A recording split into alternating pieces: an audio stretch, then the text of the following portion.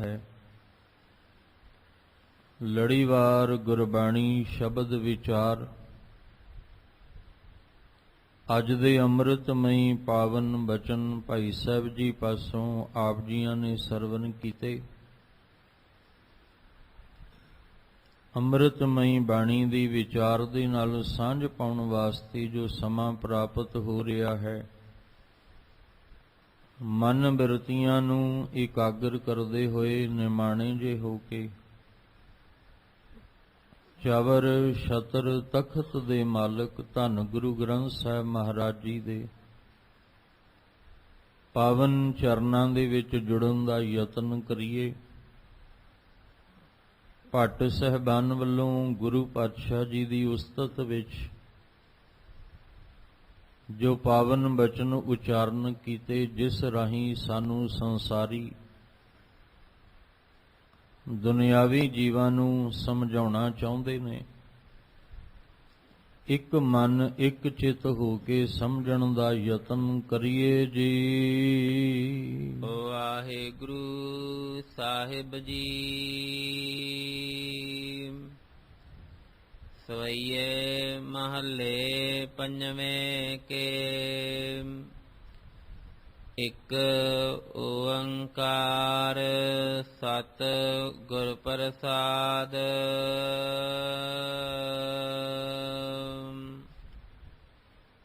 अजय गंग जल अटल। सिख संगत सब नवै।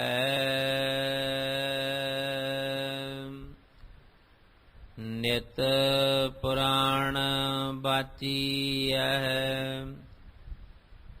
वेद ब्रह्मा मुख गावै।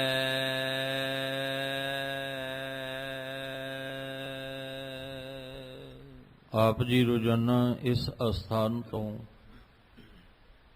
लड़ीवार गुरबाणी शब्द विचार दे नाल सांझ पाउंदे आ रहे हो। शहीदां दे सरताज बाणी के बोहित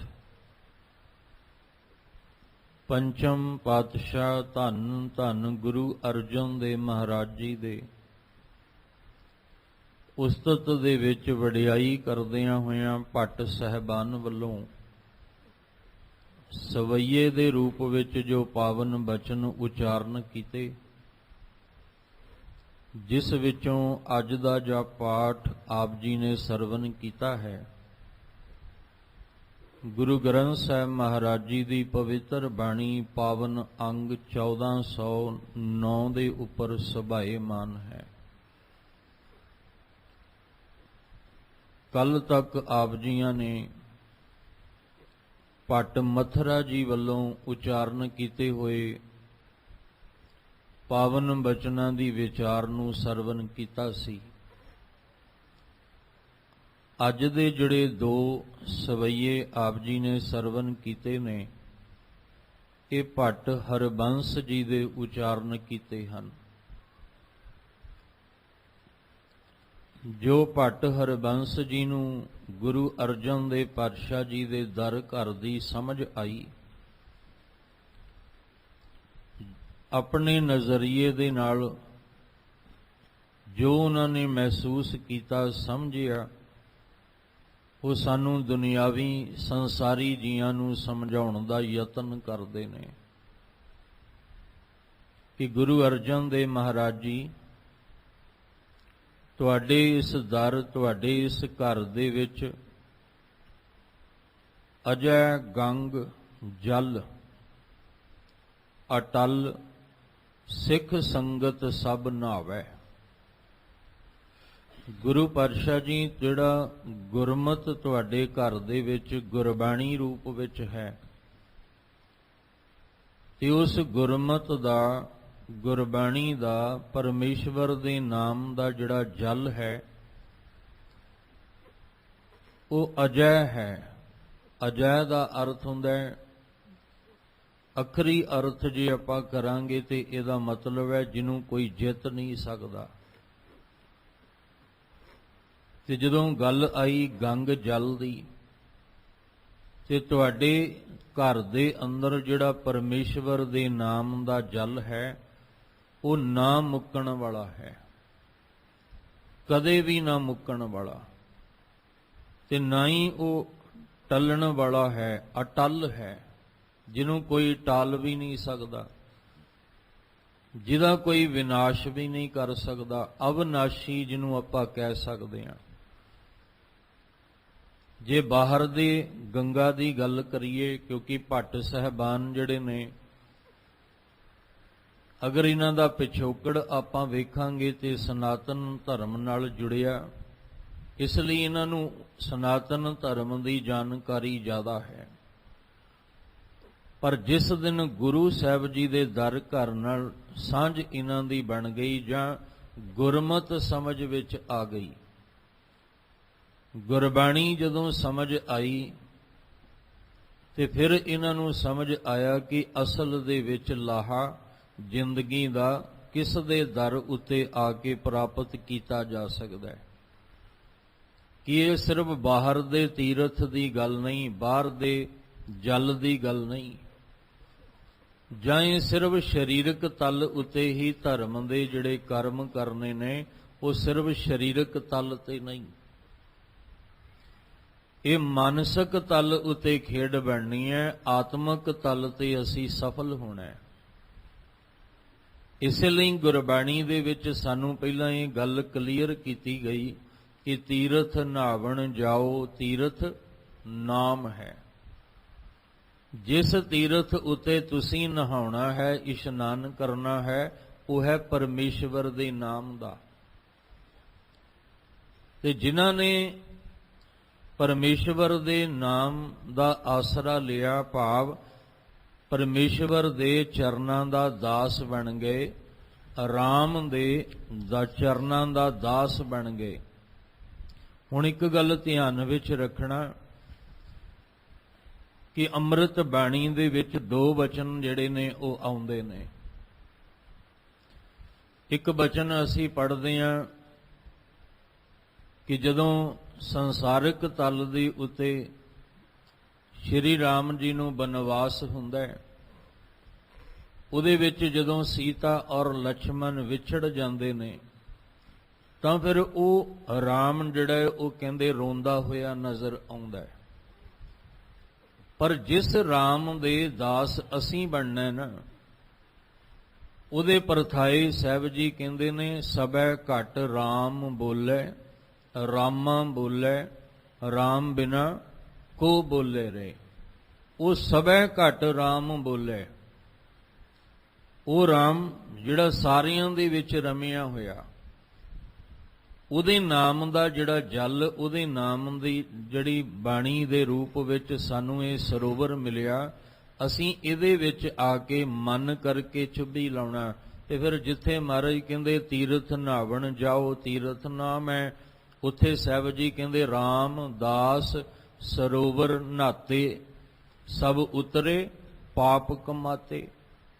ਹੁਣ ਪਾਪ ਜਿਹੜਾ ਹੈ ਉਹ ਸਰੀਰ ਕਰਕੇ ਉਹਦੀ ਮਲ ਨਹੀਂ ਉਤਰਨੀ, ਪਾਪ ਦੀ ਮਲ ਮਨ ਕਰਕੇ ਉਤਰਨੀ ਹੈ। ਰਾਮਦਾਸ ਸਰੋਵਰ ਨੀਕਾ ਜੋ ਨਹਾਵੈ ਸੋ, ਕਹਿਣ ਲੱਗੇ ਜਿਹੜਾ ਉੱਥੇ ਨਹਾਉਂਦਾ ਹੈ ਉਹ ਆਪਣਾ ਤੇ ਆਪਣੀ ਕੁੱਲ ਦਾ ਉਧਾਰ ਕਰ ਲੈਂਦਾ ਹੈ। ਫਿਰ ਸਾਹਿਬ ਜੀ ਨੇ ਬਾਣੀ ਵਿੱਚ ਗੱਲ ਕੀਤੀ, ਕਰ ਇਸ਼ਨਾਨ ਸਿਮਰ ਪ੍ਰਭ ਆਪਣਾ ਮਨ ਤਨ ਭਏ ਅਰੋਗਾ। ਇਸ਼ਨਾਨ ਦੀ ਗੱਲ ਔਰ ਨਹਾਉਣ ਦੀ ਗੱਲ ਗੁਰਬਾਣੀ ਵਿੱਚ ਜਿਹੜੀ ਕੀਤੀ ਗਈ ਉਹ ਤਨ ਕਰਕੇ ਨਹੀਂ ਹੈ, ਉਹ ਮਨ ਕਰਕੇ ਹੈ। ਹੁਣ ਇਹ ਸਰੋਵਰ ਹੈ ਗੁਰਬਾਣੀ ਦਾ, ਜਿਹਦੇ ਵਿੱਚ ਨਾਮ ਜਲ ਭਰਿਆ, ਅਸੀਂ ਇਹਦੇ 'ਚ ਚੁੱਭੀ ਕਿਵੇਂ ਲਾਉਣੀ ਹੈ? ਸਰੀਰ ਤਾਂ ਚਲੋ ਜਾ ਕੇ ਪਾਣੀ ਵਿੱਚ ਚੁੱਭੀ ਲਾ ਲੈਂਦਾ ਹੈ, ਮਨ ਦੀ ਚੁੱਭੀ ਕਿਵੇਂ ਲੱਗੇਗੀ? ਕਹਿੰਦੇ ਜਦੋਂ ਤੂੰ ਸਿਮਰੇਂਗਾ, ਜਦੋਂ ਤੂੰ ਪਰਮਾਤਮਾ ਦੇ ਨਾਮ ਦਾ ਸਿਮਰਨ ਕਰੇਂਗਾ, ਮਨ ਨੇ ਸਿਮਰਨ ਕਰਨਾ ਹੈ, ਤੇ ਜਦੋਂ ਤੂੰ ਸਿਮਰਨ ਕਰੇਂਗਾ ਉਹ ਤੇਰੇ ਮਨ ਦੀ ਚੁੱਭੀ ਹੋਏਗੀ। ਮਾਗ ਮਜਨ ਸੰਗ ਸਾਧੂਆਂ ਧੂੜੀ ਕਰ ਇਸ਼ਨਾਨ, ਹਰ ਕਾ ਨਾਮ ਧਿਆਏ ਸੁਣ ਸਭਨਾ ਨੂੰ ਕਰ ਦਾਨ। ਬਹੁਤ ਅੰਮ੍ਰਿਤ ਬਾਣੀ ਵਿੱਚ ਬਚਨ ਨੇ। ਸਾਹਿਬ ਜੀ ਕਹਿੰਦੇ ਨੇ ਕਿ ਪਰਮੇਸ਼ਵਰ ਦਾ ਸੱਚਾ ਨਾਮ ਹੀ ਸਾਡੇ ਲਈ ਗੰਗ ਜਲ ਹੈ, ਜਿਹਦੇ ਵਿੱਚ ਆ ਕੇ ਅਸੀਂ ਮਨ ਕਰਕੇ ਨਹਾਉਣਾ। ਤੇ ਸਿੱਖ ਸੰਗਤਾਂ ਜਿਹੜੀਆਂ ਨੇ ਉਹ ਨਹਾ ਰਹੀਆਂ ਨੇ ਮਨ ਕਰਕੇ ਇਸ ਪਾਵਨ ਜਲ ਦੇ ਵਿੱਚ। ਔਰ ਦੂਜੀ ਗੱਲ, ਜਿਹੜੀ ਬਾਹਰ ਦੀ ਗੰਗਾ ਹੈ, ਅੱਜ ਉਹਦਾ ਹਾਲ ਆਪਾਂ ਵੇਖ ਸਕਦੇ ਹਾਂ ਕਿ ਲੋਕਾਂ ਨੇ ਕੀ ਹਾਲ ਉਹਦਾ ਕਰ ਦਿੱਤਾ। ਕਿੰਨੀ ਮਲੀਨਤਾ ਉਹਦੇ ਵਿੱਚ, ਮੈਲ ਜਿਹੜੀ ਹੈ ਉਹਦੇ ਵਿੱਚ, ਕੂੜਾ ਕਰਕਟ ਜਿਹੜਾ ਸੀ ਉਹ ਉਹਦੇ ਵਿੱਚ ਸੁੱਟ ਕੇ ਕੀ ਹਾਲ ਬਾਹਰ ਦੀ ਗੰਗਾ ਦਾ ਕੀਤਾ। ਇਸ ਲਈ ਭੱਟ ਜੀ ਨੂੰ ਜਿਹੜੀ ਗੱਲ ਸਮਝ ਆਈ, ਉਹਨਾਂ ਨੇ ਆਖਿਆ ਗੁਰੂ ਅਰਜਨ ਦੇਵ ਪਾਤਸ਼ਾਹ, ਇੱਕ ਗੰਗਾ ਦਾ ਜਲ, ਜਿਹੜਾ ਗੁਰਬਾਣੀ ਦਾ ਜਲ, ਜਿਹੜਾ ਪਰਮੇਸ਼ਵਰ ਦੇ ਨਾਮ ਦਾ ਜਲ ਹੈ, ਉਹ ਤੁਹਾਡੇ ਦਰ ਤੇ ਸਾਨੂੰ ਗੁਰਬਾਣੀ ਵਿੱਚੋਂ ਨਜ਼ਰ ਆਉਂਦਾ ਹੈ। ਔਰ ਉਹ ਹੈ ਜਿਹੜਾ ਕਦੇ ਵੀ ਨਾ ਮੁੱਕਣ ਵਾਲਾ, ਅਬਨਾਸ਼ੀ, ਕਦੇ ਵੀ ਨਾਸ਼ ਨਾ ਹੋਣ ਵਾਲਾ, ਜਿਹਦੇ ਵਿੱਚ ਸਿੱਖ ਸੰਗਤਾਂ ਆ ਕੇ ਮਨ ਕਰਕੇ ਨਹਾ ਰਹੀਆਂ ਨੇ, ਇਸ਼ਨਾਨ ਕਰ ਰਹੀਆਂ ਨੇ ਔਰ ਆਪਣੇ ਮਨ ਦੇ ਪਾਪ ਦੀ ਮੈਲ ਨੂੰ ਧੋ ਰਹੀਆਂ ਨੇ। ਅਜੈ ਗੰਗ ਜਲ ਅਟਲ, ਸਿੱਖ ਸੰਗਤ ਸਭ ਨਹਾਵੈ। ਤੇ ਜਿਨ੍ਹਾਂ ਨੇ ਇਸ ਗੁਰਮਤ ਦੇ ਨਾਮ ਦੇ ਜਲ ਵਿੱਚ ਆ ਕੇ ਨਹਾਉਣਾ ਕੀਤਾ, ਹੁਣ ਸਿੱਖ ਸੰਗਤ, ਸਿੱਖ ਦਾ ਅਰਥ ਹੈ ਜਿਹੜਾ ਸਿੱਖਿਆਰਥੀ ਬਣਿਆ, ਜਿਹਨੇ ਸਿੱਖਿਆ ਲਈ। ਤੇ ਜੋ ਟੀਚਰ ਨੇ, ਅਧਿਆਪਕ ਨੇ ਸਿੱਖਿਆ ਦਿੱਤੀ ਹੈ, ਤੇ ਸਿੱਖਿਆਰਥੀ ਜਿਹਨੂੰ ਆਪਾਂ ਕਹਿ ਦਿੰਦੇ ਹਾਂ, ਸਟੂਡੈਂਟ ਵੀ ਕਹਿ ਦਿੰਦੇ ਹਾਂ, ਵਿਦਿਆਰਥੀ ਵੀ ਕਹਿ ਦਿੰਦੇ ਹਾਂ, ਉਹ ਫਿਰ ਕੀ ਕਰਦਾ ਹੈ? ਉਹ ਆਪਣੇ ਅਧਿਆਪਕ ਦੇ ਪੜ੍ਹਾਏ ਹੋਏ ਲੈਸਨ ਤੋਂ ਬਾਹਰ ਨਹੀਂ ਹੁੰਦਾ। ਤੇ ਜਦੋਂ ਵੀ ਉਹ ਕੋਈ ਕਰਮ ਕਰਨ ਲੱਗਦਾ ਹੈ ਜਾਂ ਕਿਸੇ ਵੀ ਪਾਸੇ ਨੂੰ ਚੱਲਣ ਲੱਗਦਾ ਹੈ, ਤੇ ਸਭ ਤੋਂ ਪਹਿਲਾਂ ਆਪਣੇ ਉਹ ਟੀਚਰ ਨੂੰ, ਅਧਿਆਪਕ ਨੂੰ ਪੁੱਛਦਾ ਹੈ ਕਿ ਮੈਂ ਇਸ ਪਾਸੇ ਨੂੰ ਜਾਵਾਂ, ਜੇ ਤੁਹਾਨੂੰ ਚੰਗਾ ਲੱਗਦਾ ਹੈ ਤੇ ਜਾਵਾਂ, ਜੇ ਨਹੀਂ ਲੱਗਦਾ ਤੇ ਫਿਰ ਮੈਂ ਨਹੀਂ ਜਾਣਾ। ਜੇ ਤੀਰਥ ਦੀ ਗੱਲ ਗੁਰੂ ਸਾਹਿਬ ਨੇ ਕੀਤੀ ਹੈ ਕਿ ਨਾਮ ਦਾ ਤੀਰਥ ਹੈ, ਤੇ ਜਦੋਂ ਬਾਹਰ ਦਾ ਕੋਈ ਦਿਨ ਤਿਉਹਾਰ ਆਇਆ ਤੇ ਲੋਕ ਇਕੱਠੇ ਹੋ ਕੇ ਚੱਲੇ ਸੀ, ਤੇ ਉਹਨਾਂ ਆਖਿਆ ਸਾਡੇ ਨਾਲ ਤੂੰ ਵੀ ਚੱਲ। ਤੇ ਜਿਹੜਾ ਸਿੱਖ ਸੀ ਗੁਰੂ ਦਾ, ਉਹਨੇ ਆਖਿਆ ਨਹੀਂ, ਪਹਿਲਾਂ ਮੈਂ ਆਪਣੇ ਗੁਰੂ ਸਾਹਿਬ ਨੂੰ ਪੁੱਛਾਂਗਾ। ਤੀਰਥ ਨਹਾਵਾਂ ਜੇ ਤਿਸ ਭਾਵਾਂ, ਵਿਣ ਭਾਣੇ ਕਹਿ ਨਾਏ ਕਰੀ।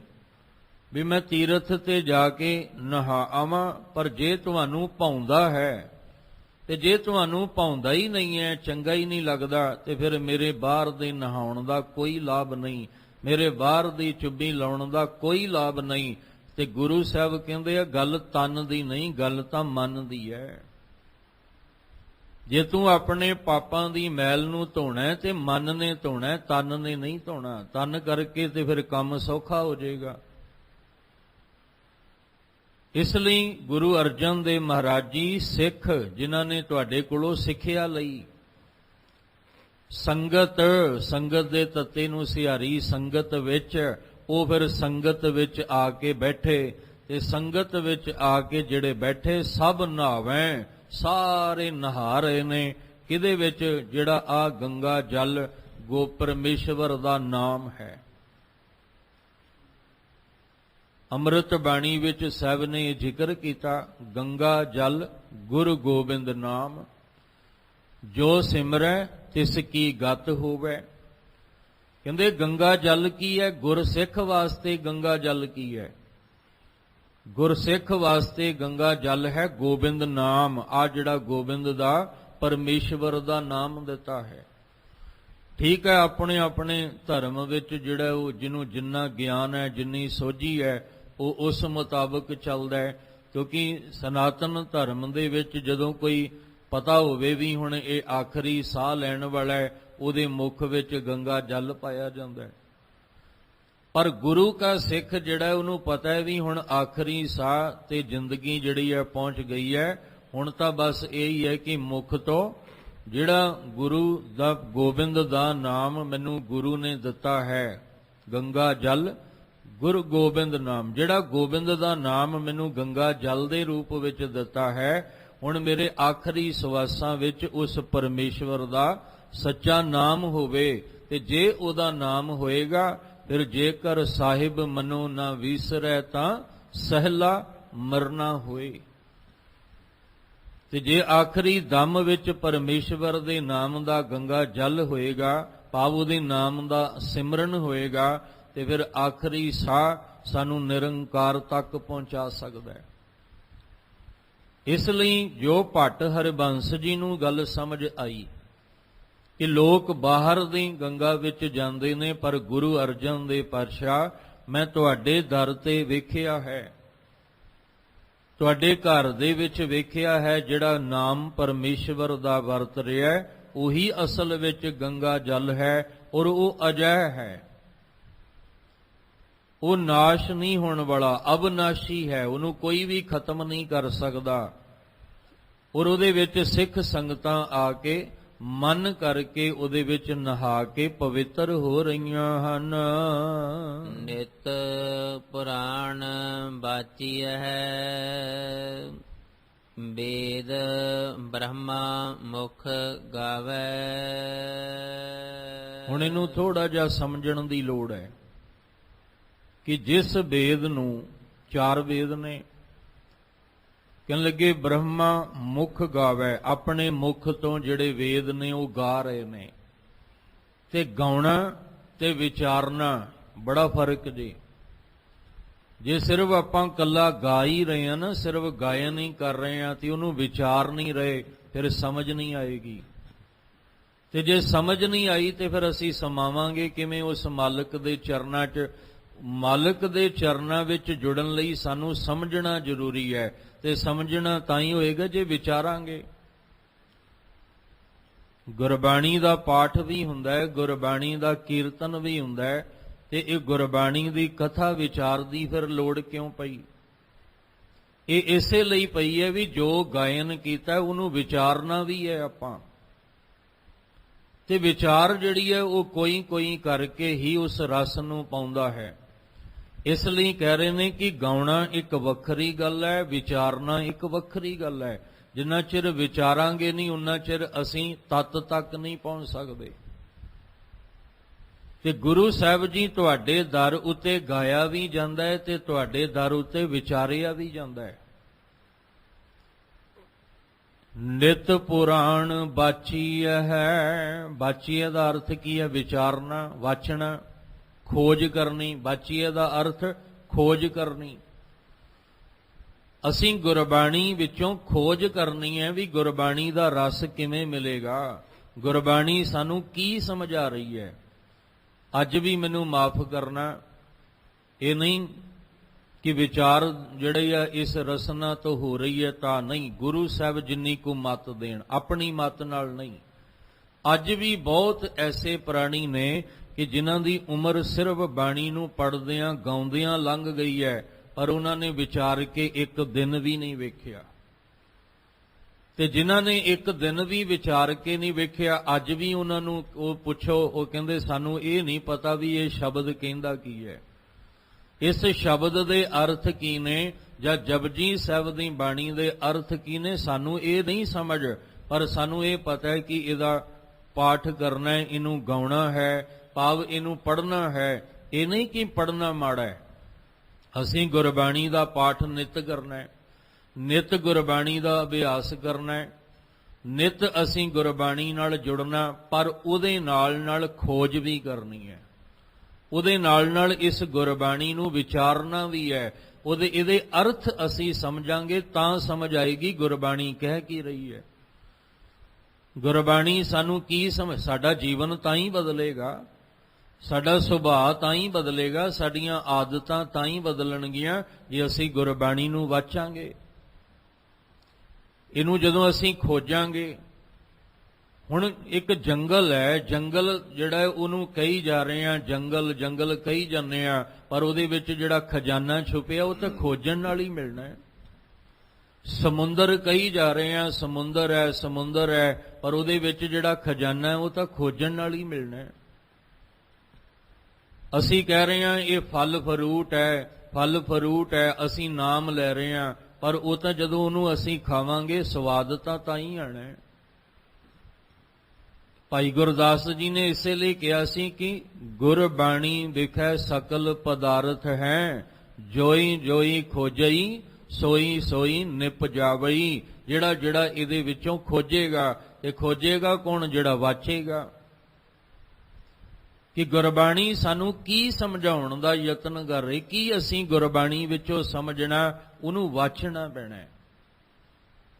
ਭੱਟ ਜੀ ਕਹਿੰਦੇ ਨੇ ਵੀ ਸਾਨੂੰ ਹੁਣ ਤੱਕ ਜਿਹੜੀ ਸਮਝ ਆਈ ਸੀ ਕਿ ਵੇਦ ਬ੍ਰਹਮਾ ਮੁਖ ਗਾਵੇ, ਸਿਰਫ ਉਹ ਗਾ ਹੀ ਰਹੇ ਨੇ, ਪਰ ਗੁਰੂ ਸਾਹਿਬ ਤੁਹਾਡੇ ਦਰ ਤੇ ਤਾਂ ਨਿਤ ਪੁਰਾਣ ਵਾਚੀ ਹੈ, ਤੁਹਾਡੇ ਦਰ ਤੇ ਤਾਂ ਵਾਚਿਆ ਜਾਂਦਾ ਹੈ। ਤੇ ਵਾਚ ਕੇ ਕੀ ਪਤਾ ਪ੍ਰਾਪਤ ਹੋਇਆ? ਬਹੁ ਸ਼ਾਸਤਰ ਬਹੁ ਸਿਮਰਤੀ, ਇਹ ਵਾਚਿਆ ਹੀ ਹੈ ਨਾ। ਇਹਨੂੰ ਵਾਚ ਕੇ ਪਰਖ ਕੇ ਘੋਖ ਕਰਕੇ ਖੋਜ ਕਰਕੇ ਸੱਚ ਸਾਹਮਣੇ ਲਿਆਂਦਾ। ਤੇ ਸੱਚ ਕੀ ਲਿਆਂਦਾ? ਬਹੁ ਸ਼ਾਸਤਰ ਬਹੁ ਸਿਮਰਤੀ, ਵੇਖੈ ਸਰਬ ਢੰਡੋਲ, ਪੂਜਸ ਨਾਹੀ ਹਰ ਹਰੇ, ਨਾਨਕ ਨਾਮ ਅਮੋਲ। ਇਹ ਵਾਚਿਆ ਸੀ ਤਾਂ ਹੀ ਪਤਾ ਲੱਗਾ। ਕਹਿਣ ਲੱਗੇ ਸਿਮਰਤ ਵੇਦ ਪੁਰਾਣ, ਪੁਕਾਰਨ ਪੋਥੀਆਂ, ਨਾਮ ਬਿਨਾ ਸਭ ਕੂੜ ਗਾਲੀ ਹੋਛੀਆਂ। ਹੁਣ ਇਹਨੂੰ ਵਾਚਿਆ ਸੀ ਤਾਂ ਹੀ ਪਤਾ ਲੱਗਾ। ਤੇ ਜੇ ਇਹਨੂੰ ਆਪਾਂ ਵਾਚਦੇ ਨਾ, ਖੋਜ ਨਾ ਕਰਦੇ, ਤੇ ਫਿਰ ਤੱਤ ਸਾਹਮਣੇ ਨਹੀਂ ਸੀ ਆਉਣਾ। ਜਿੰਨਾ ਚਿਰ ਤੁਸੀਂ ਰਿੜਕੋਗੇ ਨਹੀਂ, ਮੱਖਣ ਵੀ ਉੱਪਰ ਨਹੀਂ ਉਹਨਾਂ ਚਿਰ ਆਉਂਦਾ। ਉਹਨੂੰ ਰਿੜਕਣਾ ਪਏਗਾ, ਰਿੜਕਣ ਲਈ ਜਾਗ ਲਾਉਣਾ ਪਏਗਾ, ਫਿਰ ਜਾ ਕੇ ਮੱਖਣ ਪ੍ਰਾਪਤ ਹੁੰਦਾ ਹੈ। ਕਹਿਣ ਲੱਗੇ ਅਭਿਆਸ ਕਰੋ, ਨਿਤ ਉੱਠ ਕੇ ਬਾਣੀ ਦਾ ਅਭਿਆਸ ਕਰੋ, ਔਰ ਰੱਜ ਰੱਜ ਕੇ ਬਾਣੀ ਦਾ ਅਭਿਆਸ ਕਰੋ, ਪਰ ਉਹਦੇ ਨਾਲ ਨਾਲ ਜਿੰਨਾ ਹੋ ਸਕੇ ਉਹਨੂੰ ਵਾਚਿਆ ਵੀ ਕਰੋ, ਉਹਨੂੰ ਨਾਲ ਨਾਲ ਵਿਚਾਰਿਆ ਵੀ ਕਰੋ ਕਿ ਇਸ ਪੌੜੀ ਵਿੱਚ ਗੁਰੂ ਸਾਹਿਬ ਨੇ ਕੀ ਕਿਹਾ, ਇਸ ਸ਼ਲੋਕ ਵਿੱਚ ਕੀ ਕਿਹਾ, ਇਸ ਸ਼ਬਦ ਵਿੱਚ ਕੀ ਕਿਹਾ। ਅੰਮ੍ਰਿਤ ਬਾਣੀ ਜਿਹੜਾ ਨਿਤ ਦਾ ਨੇਮ ਹੈ, ਕਮ ਸੇ ਕਮ ਸਾਨੂੰ ਸੰਖੇਪ ਵਿੱਚ, ਕਮ ਸੇ ਕਮ ਸਾਨੂੰ ਜਿਹੜੇ ਨਿਤ ਦਾ ਨੇਮ ਅਸੀਂ ਨਿਭਾਉਂਦੇ ਹਾਂ, ਉਹਦੇ ਅਰਥ ਸਾਨੂੰ ਸਮਝ ਵਿੱਚ ਹੋਣੇ ਚਾਹੀਦੇ। ਉਹਦੇ ਨਾਲ ਰਸ ਵਧੇਗਾ। ਜਦੋਂ ਤੁਸੀਂ ਬਾਣੀ ਪੜੋਗੇ, ਅਰਥ ਪਤਾ ਹੋਣਗੇ, ਉਹਦਾ ਰਸ ਹੋਰ ਵਧੇਗਾ। ਫਿਰ ਧਿਆਨ ਹੋਰ ਪਾਸੇ ਨਹੀਂ ਜਾਏਗਾ, ਸੁਰਤ ਹੋਰ ਪਾਸੇ ਨਹੀਂ ਜਾਏਗੀ, ਕਿਉਂਕਿ ਜਿਸ ਪਾਸਿਓਂ ਧਿਆਨ ਨੇ ਹੋਰ ਪਾਸੇ ਜਾਣਾ, ਉਹ ਸੁਰਤ ਨੇ ਹੋਰ ਪਾਸੇ ਜਾਣਾ, ਉਸ ਪਾਸੇ ਅਸੀਂ ਅਰਥ ਕਰ ਰਹੇ ਹਾਂ ਨਾਲ ਨਾਲ। ਇਹਦੇ ਵਿੱਚ ਬੜਾ ਲਾਭ ਜਿਹੜਾ ਉਹ ਮੰਨਿਆ ਗਿਆ ਕਿ ਹੁੰਦਾ ਹੈ। ਹੁਣ ਇੱਥੇ ਭੱਟ ਜੀ ਕਹਿੰਦੇ ਨੇ ਇੱਕ ਗੱਲ ਸਮਝ ਆ ਗਈ। ਪਹਿਲਾਂ ਬਾਹਰ ਦੀ ਗੰਗਾ ਦੀ ਸਮਝ ਸੀ, ਪਰ ਜਿੱਦਣ ਤੁਹਾਡੇ ਦਰ ਤੇ ਆਏ ਪਤਾ ਲੱਗਾ ਇੱਕ ਗੰਗਾ ਜਲ ਤੇ ਇੱਥੇ ਵੀ ਹੈ, ਜਿਹੜਾ ਗੁਰਮਤ ਵਿੱਚ, ਗੁਰਬਾਣੀ ਦੇ ਵਿੱਚ ਹੈ। ਹੁਣ ਉਹ ਜਿਹੜਾ ਗੰਗਾ ਜਲ ਸੀ, ਉਹ ਸੀ ਅਜੈ, ਅਬਨਾਸ਼ੀ, ਕਦੇ ਨਾਸ਼ ਨਾ ਹੋਣ ਵਾਲਾ, ਜਿਹਦੇ ਵਿੱਚ ਸਿੱਖ ਸੰਗਤਾਂ ਆ ਕੇ ਨਹਾਰੀਆਂ ਨੇ। ਨਿਤ ਪੁਰਾਣ ਬਾਚੀ ਹੈ।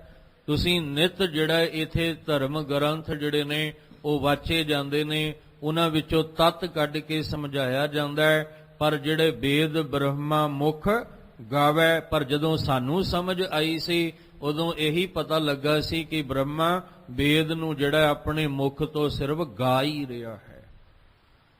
ਦੂਸਰੇ ਅਰਥ, ਕਿਉਂਕਿ ਜਿੰਨਾ ਗਹਿਰੇ ਜਾਓਗੇ ਉਨੇ ਅਰਥ ਹੋਰ ਨਿਕਲਣਗੇ। ਵੇਦ ਦਾ ਅਰਥ ਜੇ ਆਪਾਂ ਗਿਆਨ ਕਰ ਲਈਏ, ਵੈਸੇ ਗੁਰਬਾਣੀ ਦੇ ਮੁਤਾਬਕ ਵੇਦ ਦਾ ਅਰਥ ਗਿਆਨ ਵੀ ਹੁੰਦਾ ਹੈ, ਰੱਬੀ ਗਿਆਨ। ਵੇਦ ਦਾ ਅਰਥ ਰੱਬੀ ਗਿਆਨ। ਕਹਿਣ ਲੱਗੇ ਉੱਥੇ ਤਾਂ ਇੱਕ ਬ੍ਰਹਮਾ ਸੀ, ਇੱਥੇ ਬ੍ਰਹਮਾ ਦਾ ਅਰਥ ਕਰਾਂਗੇ ਬ੍ਰਹਮ ਵਿੱਚ ਲੀਨ ਹੋਣ ਵਾਲਾ। ਜਿਵੇਂ ਸੁਖਮਨੀ ਸਾਹਿਬ ਦੀ ਬਾਣੀ ਚ ਆਉਂਦਾ ਨਾ, ਬ੍ਰਹਮ ਗਿਆਨੀ, ਬ੍ਰਹਮ ਦੇ ਗਿਆਨ ਨੂੰ ਹਾਸਲ ਕਰਨ ਵਾਲਾ। ਬ੍ਰਹਮ ਗਿਆਨੀ ਸਦਾ ਨਿਰਲੇਪ, ਜੈਸੇ ਜਲ ਮੈਂ ਕਮਲ ਅਲੇਪ। ਬ੍ਰਹਮ ਗਿਆਨ, ਜਿਹਨੂੰ ਬ੍ਰਹਮ ਦਾ ਗਿਆਨ ਹੋ ਗਿਆ ਉਹ ਸਦਾ ਲਈ ਨਿਰਲੇਪ ਹੋ ਗਿਆ। ਇਸ ਲਈ ਜਿਹਨੂੰ ਬ੍ਰਹਮ ਦਾ ਗਿਆਨ ਹੋ ਗਿਆ ਉਹ ਬ੍ਰਹਮਾ। ਬ੍ਰਹਮਾ ਦਾ ਅਰਥ ਹੈ ਜਿਹੜਾ ਬ੍ਰਹਮ ਵਿੱਚ ਸਮਾ ਗਿਆ। ਗੁਰੂ ਸਾਹਿਬ ਸਤਿਗੁਰੂ ਜੀਓ, ਤੁਹਾਡੇ ਦਰ ਤੇ ਮੈਂ ਵੇਖ ਰਿਹਾ ਆ ਜਿੰਨੇ ਵੀ ਗਾਉਣ ਵਾਲੇ ਨੇ, ਇਹਨਾਂ ਨੇ ਨਿਤ ਵਾਚਿਆ ਹੈ, ਇਹਨਾਂ ਨੇ ਨਿਤ ਖੋਜ ਕੀਤੀ ਹੈ, ਔਰ ਜਿਹੜੇ ਖੋਜ ਕਰਕੇ ਗਾ ਰਹੇ ਨੇ ਨਾ ਆਪਣੇ ਮੁਖ ਤੋਂ, ਮੈਨੂੰ ਲੱਗਦਾ ਜਿੰਨੇ ਤੁਹਾਡੇ ਦਰ ਤੇ ਬੈਠੇ ਨੇ ਇਹ ਸਾਰੇ ਹੀ ਬ੍ਰਹਮ ਦਾ ਰੂਪ ਨੇ। ਇਹ ਸਾਰੇ ਹੀ ਆਪਣੇ ਮੁਖ ਤੋਂ ਰੱਬੀ ਗਿਆਨ ਜਿਹੜਾ ਉਹ ਉਚਾਰਨ ਕਰ ਰਹੇ, ਰੱਬੀ ਗਿਆਨ ਜਿਹੜਾ ਉਹ ਗਾ ਰਹੇ ਨੇ। ਇੱਕ ਅਰਥ ਇਹ ਹੈ। ਦੂਜਾ ਅਰਥ ਇਹ ਹੈ ਕਿ ਵੇਦ ਨੂੰ ਸਿਰਫ ਬ੍ਰਹਮਾ ਜੀ ਨੇ ਗਾਇਆ ਹੀ ਹੈ, ਪਰ ਗੁਰੂ ਸਾਹਿਬ ਤੁਹਾਡੇ ਦਰ ਉਤੇ ਸਾਰੇ ਜਿੰਨੇ ਵੀ ਵੇਦ, ਜਿੰਨੇ ਵੀ ਇਹ ਪੁਰਾਣ ਕੁਰਾਨ ਸਿਮਰਤੀਆਂ ਸ਼ਾਸਤਰ ਨੇ, ਇਹ ਸਾਰੇ ਦੇ ਸਾਰੇ ਵਾਚੇ ਜਾਂਦੇ ਨੇ ਔਰ ਇਹਨਾਂ ਵਿੱਚੋਂ ਤੱਤ ਜਿਹੜਾ ਕੱਢ ਕੇ ਦੁਨੀਆ ਦੇ ਸਾਹਮਣੇ ਰੱਖਿਆ ਜਾਂਦਾ ਹੈ ਕਿ ਤੁਸੀਂ ਭਰਮ ਵਿੱਚ ਜੀ ਰਹੇ ਹੋ, ਤੁਸੀਂ ਭਰਮ ਭੁਲੇਖੇ ਦੀ ਜ਼ਿੰਦਗੀ ਵਿੱਚ ਜੀ ਕੇ ਆਪਣਾ ਸਮਾਂ ਵਿਅਰਥ ਗਵਾ ਰਹੇ ਹੋ। ਤੱਤ ਤਾਂ ਇਹ ਹੈ ਕਿ ਪਰਮੇਸ਼ਵਰ ਦੇ ਨਾਮ ਦੀ ਬਰਾਬਰੀ ਕੋਈ ਵੀ ਨਹੀਂ ਕਰ ਸਕਦਾ। ਜੋ ਭੱਟ ਜੀ ਨੂੰ ਗੱਲ ਸਮਝ ਆਈ, ਉਹਨਾਂ ਨੇ ਇਸ ਬਾਣੀ ਦੇ ਰਾਹੀਂ ਜ਼ਿਕਰ ਕੀਤਾ। ਅਜੈ ਚਵਰ ਸਿਰ ਢੁਲੈ, ਨਾਮ ਅੰਮ੍ਰਿਤ ਮੁਖ ਲਿਓ। ਗੁਰੂ ਅਰਜਨ ਦੇਵ ਮਹਾਰਾਜ ਜਦੋਂ ਤੁਹਾਡੇ ਦੀਦਾਰ ਕੀਤੇ ਤੇ ਜਿਹੜਾ ਤੁਹਾਡੇ ਸੀਸ ਉਤੇ ਚਵਰ ਢੁੱਲ ਰਿਹਾ ਸੀ ਜਾਂ ਚਵਰ ਜਿਹੜਾ ਸੀ ਉਹ ਝੁਲਾਇਆ ਜਾ ਰਿਹਾ ਸੀ, ਜਦੋਂ ਚਵਰ ਦੀ ਗੱਲ ਆਉਂਦੀ ਆ ਨਾ ਤਾਂ ਇੱਕ ਬੇਨਤੀ ਜ਼ਰੂਰ ਕਰੀਦੀ ਹੈ ਕਿ ਜਦੋਂ ਵੀ ਆਪਾਂ ਕਿਤੇ ਵੀ ਗੁਰੂ ਗ੍ਰੰਥ ਸਾਹਿਬ ਪਾਤਸ਼ਾਹ ਜੀ ਦੇ ਉੱਤੇ ਚਵਰ ਸਾਹਿਬ ਦੀ ਸੇਵਾ ਨਿਭਾਉਂਦੇ ਆ ਤੇ ਦੂਜਾ ਇੱਕ ਸ਼ਬਦ ਆਉਂਦਾ ਹੈ ਚੌਰ, ਉੱਥੇ ਘਨੋੜਾ ਹੁੰਦਾ ਜਿਹੜਾ ਚਵਰ ਸਾਹਿਬ ਲਈ ਵਰਤਿਆ ਜਾਂਦਾ। ਜੇ ਆਪਾਂ ਹੋੜਾ ਲਾਤਾ ਤੇ ਅਰਥ ਬਦਲ ਜਾਣੇ ਜੀ। ਚੋਰ ਤੇ ਚੌਰ ਵਿੱਚ ਬੜਾ ਫਰਕ ਹੈ, ਹੋੜੇ ਤੇ ਘਨੋੜੇ ਵਿੱਚ ਬੜਾ ਫਰਕ ਹੈ। ਕਈ ਵਾਰ ਅਸੀਂ ਕਾਲੀ ਵਿੱਚ ਬਚਨ ਉਚਾਰ ਜਾਂਦੇ ਆ ਪਰ ਉਹ ਪਤਾ ਨਹੀਂ ਹੁੰਦਾ ਵੀ ਉਹਦਾ ਅਰਥ ਕੀ ਨਿਕਲ ਜਾਏਗਾ।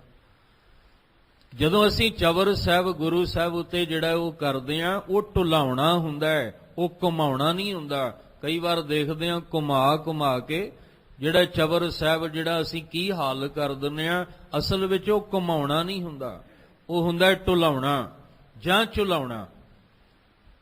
ਢੁਲਾਉਣਾ ਜਾਂ ਝੁਲਾਉਣਾ, ਪਰ ਘੁਮਾਉਣਾ ਤੇ ਗੱਲ ਹੋਰ ਹੈ।